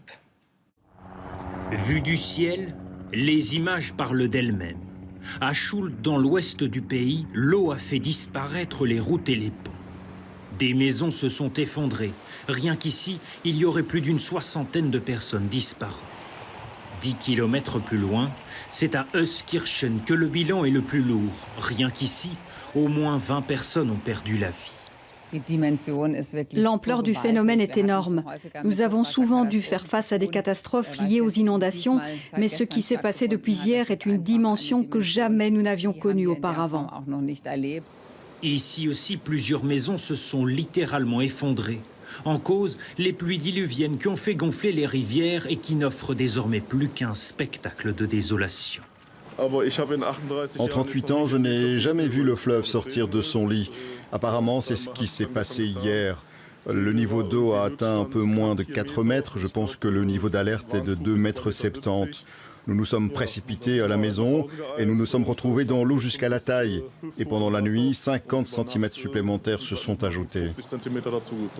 Routes inondées, arbres arrachés, voitures submergées ou emportées par les flots. Des milliers de maisons sont éventrées, les communications coupées. Les habitants, eux, sont désabusés. Il a beaucoup plu toute la journée, mais je ne crois pas que cela soit seulement dû à la pluie. Le problème, ce sont aussi les nouvelles constructions ici dans notre ville. Il y a de nouvelles maisons et les canalisations ne tiennent plus. Et nous nous retrouvons avec de l'eau partout, dans la cave, partout. Le bilan provisoire d'au moins 93 victimes ne fait qu'augmenter d'heure en heure. Ce midi, les autorités sont toujours sans nouvelles de 1300 personnes, rien que dans ce canton, le plus frappé du pays. Et puis, un glissement de terrain a emporté plusieurs maisons près de Cologne. Il y a plusieurs victimes. On va retrouver Pascal Bustamante. Vous tentez d'approcher des lieux, mais que s'est-il passé exactement ? Eh bien oui, nous sommes ici à Erftstadt, comme vous l'avez dit, à quelques kilomètres de Cologne. Et comme vous le voyez, derrière moi, l'autoroute a dû être bloquée parce qu'il y a eu un énorme glissement de terrain créant un cratère immense. Des milliers de mètres cubes de terre ont été ainsi déplacés et ont emporté avec elles des habitations. Et on déplore déjà certaines victimes, des victimes. Les autorités parlent des victimes sans en faire le décompte encore précis pour l'instant. Il y a aussi des personnes qui sont disparues. Ce qui fait ici de la Rhénanie-Palatinat l'un des Länder les plus touchés par les catastrophes. On est à 60 victimes juste pour le Land ici. Et donc, pas possible pour l'instant d'aller jusqu'au site de la catastrophe puisque ce sont les secouristes qui sont occupés. On voit leur activité au travers de balais d'hélicoptères et évidemment de nombreuses voitures de police, de pompiers, d'ambulances qui l'encerclent. Mais s'en approcher, ça n'est pas possible. Ça ne nous a pas été autorisé. Donc c'est vraiment un drame dont ici on parle à Erftstadt. Avec un bilan qui devrait donc s'alourdir en Allemagne. Merci Pascal Bustamante, l'Allemagne qui pour le moment compte déjà 103 morts. Des dégâts également aux Pays-Bas. Plus de 500 familles ont dû être évacuées par exemple ce matin à l'aube à Roermond, une ville qui est située en bord de Meuse. La Meuse dont le débit est monté à plus de 3300 mètres cubes par seconde. C'est un record. Certains villages sont également totalement isolés. On va faire le point avec ces images de Yvan Goré et Benoît Feit. La nuit de mercredi à jeudi annonçait déjà la couleur dans les rues de Valkenburg, où une maison de repos a dû être évacuée à cause de la montée des eaux. Le début d'un déluge de 48 heures qui a pris tout le monde de court ici, comme dans le reste de la province du Limbourg néerlandais. Une région qui est pratiquement isolée du reste du pays aujourd'hui. Les routes y sont par endroits infranchissables et un pont a même cédé sous la pression des eaux. Pour le gouvernement néerlandais, on peut clairement parler de catastrophe naturelle. Les services de secours ont été dépêchés sur place hier pour évacuer certains sinistrés. D'autres ont reçu des sacs de sable pour protéger leurs habitations face à la montée des eaux. Signe de l'ampleur de la catastrophe, le roi et la reine des Pays-Bas se sont même rendus à Valkenburg pour prendre la mesure de l'ampleur des dégâts. C'est bien de voir le roi et la reine nous montrer leur sympathie dans un moment pareil. C'est bien qu'ils viennent nous montrer leur soutien. À Maastricht, la Meuse a atteint un débit record de 3300 mètres cubes par seconde ces dernières heures, mais la ville a heureusement été épargnée par les inondations. Et on va terminer avec ces quelques photos prises ce matin par nos équipes TDM. La pluie s'est arrêtée, la décrue s'est amorcée. Oui, je vous propose de regarder cette photo prise par Marc Mélon dans une rue de Chênay en région liégeoise. L'eau s'est retirée, mais elle laisse derrière elle des tonnes de boue, de débris, de déchets. Cette photo, elle aurait pu être prise ailleurs pour de nombreux sinistrés. Ce matin, c'est le même constat partout. Deuxième photo, prenons la direction d'Anzival, une localité de Verviers. Grâce à ce cliché d'Éric Destiné, cette maison est littéralement éventrée. Elle ne tient quasiment plus à rien, mais elle démontre de la force du torrent qu'il a pu y avoir et qui a tout emporté sur son passage. Troisième photo de Barbara Schall du côté du parc de la Bovry à Liège, complètement inondé par la Meuse qui a débordé hier. Mais regardez, dans le fond de la photo, on voit des passants qui se sont promenés ce matin comme pour dire la vie reprend et on l'a peut-être échappé belle. Et puis pour conclure cette série de photos, on va dans le Brabant wallon à Limal grâce à Laurent Van de Berg. On y voit un riverain accroupi à côté d'une bouche d'égout pour veiller à l'écoulement des eaux. Mais on le voit, l'inquiétude se lit sur son visage. Et c'est vrai que ce sont des images terribles qui sont prises ce matin et tout au long de la journée par nos équipes. On va terminer d'ailleurs cette édition spéciale avec des images aériennes qui ont été prises par notre caméraman Yves-Henri Virou. Et elles nous montrent, elles aussi, l'ampleur des dégâts. Place ensuite à la météo de Caroline Dossogne au Tour de France. Je vous retrouve aussi à 18h pour une nouvelle édition spéciale. Votre série qui devait passer à ce moment-là sera visible sur Ovio. Bel après-midi. À tout à l'heure.